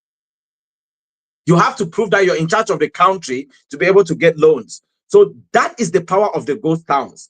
Now, the second thing is that it is shutting down, and we've said it, and this is something that we've said and people are going to start implementing, is that you need to be able to understand that you need to start thinking about what you do to take away the oxygen from Yaoundé, the way they took oxygen from the lungs of Anicet Ekane. And the only way you can do that is to sit in your own area. There is a tiny little road going to Yaoundé. If you stop everyone from even moving from there, because it's only the rich guys, those who benefit from Yaoundé, would actually need those roads. The ordinary people don't need those roads. Block those roads and block them. Once you do that, I can tell you 1 week, they will have no way to go. Yaoundé, they will be begging that they should open the doors for them to go out. These actions are things that everyone can organize. You've heard from Project C, you've heard from the coalition of Cameroonian groups and activists, you've heard from different people. There are people in the diaspora ready to support those type of non-violent actions that are very impactful. People think that action only means that you buy guns and go out. No, who will you fight? You fight your own brothers, and it will not actually affect Yaoundé. No, we are not falling for that trap anymore. We know the things that hurts them. It's their purse, the money. When you are able to hit where the money is, when they are not able to get money to borrow money for Chantal to be able to buy hair again, they will have a problem. Chantal needs money to be changing her hair. Brenda needs money to be able to get the next private jet. If they don't give money to Brenda, she's going to come out with another big one. So they had to bribe her, do everything, give her a private jet so that she doesn't talk. But you have the power to stop that money, and you can do it. We are here in the diaspora. We can support that in ways that will be impactful, that will be not cost anyone's life, that would be less risky for you. Just think, I don't want to say it out here, but Cameroon is vast and it's easy to do it. What we need to do is that you need to just wait. I think that there will be a lot of discussions about how to take it the next step. You could hear Are talking about Project C from tomorrow. I'm sure that you'll probably see the communications. Watch out for that communications. When the action is called out, get involved. I can tell you that what you think you might be losing in terms of financial or material stuff, we are going to be able to work out means that Cameroonians in the diaspora, they are ready. They just need to know that there are people committed to be able to take out some of these actions, non-violence, impactful actions, which are going to create the maximum impact on Yaoundé. But you don't have to go to Yaoundé. They keep telling you that, oh, come to Yaoundé because they have gathered the military and they are in Yaoundé. We won't go out on the streets of Yaoundé, but we'll make the people in Yaoundé not have food. will make the people of Yaoundé not be able to have fuel. If the roads are blocked, how will fuel get to Yaoundé? Have you asked yourself that? How will fuel get to Yaoundé? Is there another way they will carry fuel to Yaoundé? Think about it. How do they get fuel to Yaoundé? So if there's no fuel in Yaoundé for 1 week, what will happen? Taxes will be grounded. That goes down. That's how the impact of this. So you have to start thinking about this. People would want to say, oh, you are trying to create disorder. Cameroon is in disorder already. It's been for the last 43 years. Cameroon is in total disorder. We are trying to amplify it so that we can create order. You have to think. I don't want to spell it all out, but we have seen it with the young guys in the north, and it worked like magic. Today, I saw the videos. All those camions were lined up. They didn't do anything to it, but just keeping them for 24 hours is logistics. A country runs on logistics. Keep them down for 24 hours, 48 hours in all the different regions. If Fumbo doesn't give tomatoes, the rest of Douala will not have. Douala doesn't produce tomatoes, but we don't want to publish the people of Douala, so it can come to Douala, but it will not go to Yaoundé. Now, there are two ways that fuel moves in Cameroon: by road and by the train lines. So stop those logistics, and these guys will suffer. Yaoundé will suffer. And that is what they are scared. They are hoping that you will not know about this, that you will not see how panicky they have become. They are scared that you will know that they held a security meeting last Thursday in Gaoundere just to talk about the impact of ghost towns, what it did to them in Yaoundé. Sandy, seems like everyone is tired. It's past midnight here, so it's this. I think maybe we should yes. Maybe you have a few words, any more words, final words, so we can go. Yes, like you were saying, there are no actions that we should neglect. Every single thing, every single throw that can hurt the regime, we need to take it into account and we need to execute it. The struggle has many dimensions. You have the political dimension, you have the economic dimension, you have the diplomatic dimension, and you have the popular mobilization on the ground as well. So we cannot estimate the importance of one aspect at the detriment of another. As people will mobilize on the ground, that will also alert the international community, and that in turn will also alert the World Financial Organization that are lending money to the government, and so on and so forth. So we have to be active on all those parts of the struggle in order to put that regime down. Yes, it is hard. Yes, it is long, but we do what we have to do by bearing in mind that we also have to think about our people on the ground. We need to keep them safe.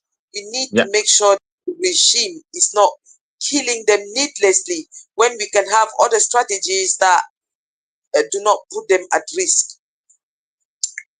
And we also have to be very efficient in what we do because we don't have the state resources like them. We are ordinary people trying to organize ourselves against a government machine. So yes, we would do what we have to do, and some of the actions are not so visible, the effects are not so obvious, but they are hurting them very much. If you see the regional division officers on the ground begging people to open their shops, then you know that we have touched where it hurts. It's hurting them. If it wasn't impactful, they would have been quiet. Exactly. They would have been in the offices laughing at us saying, oh, those people. But they are actually on the ground. Every time there is a ghost town, you see them. Even one yesterday nearly lost his life because the people were so angry. So you see them going out in the streets and begging people to open their little businesses is because they know it is hurting. Cameroon is a failing country. Cameroon is a country that is on its knees. And that's why they are being so violent, because they know that if we carry on, they can't sustain the level of struggle that we will bring to them. We need to carry on, and those people, honestly, like somebody said, 11 February is not impossible, it's achievable, and we just need to be very strategic about how we organize and do the struggle. Thank you very much for having me tonight, and I hope that we will have another communication like this one in the following days. I'm taking some time off work this week. I'm doing other work, but I'll make myself available because the time that we are experiencing now needs us to be all hands on deck and be out there Absolutely. to motivate our people. So yes, thank you so much. Thank Well, you. And I should thank you. I should thank Elizabeth. Muna was here. Are Benson, Michael Takie, Chris, CYO Pancho, everyone who came on. Sandy Boston who just jumped in. This was not planned. We just came on. We hijacked MMI News, their platform, to be able to let it out of our system. But I think that we need to be having these discussions daily or as much as possible. And I would encourage Cameroonians, those in the comments who were listening. We have across 5, 6, 7 platforms that I was just checking. I can see the numbers. We had thousands of people watching on Rebecca Enonchong's Twitter, on MMI News, Facebook, Twitter, on Talk with Mimefo on YouTube. We had people over all these platforms, and they've stayed glued to this. And this is already part of the sacrifice.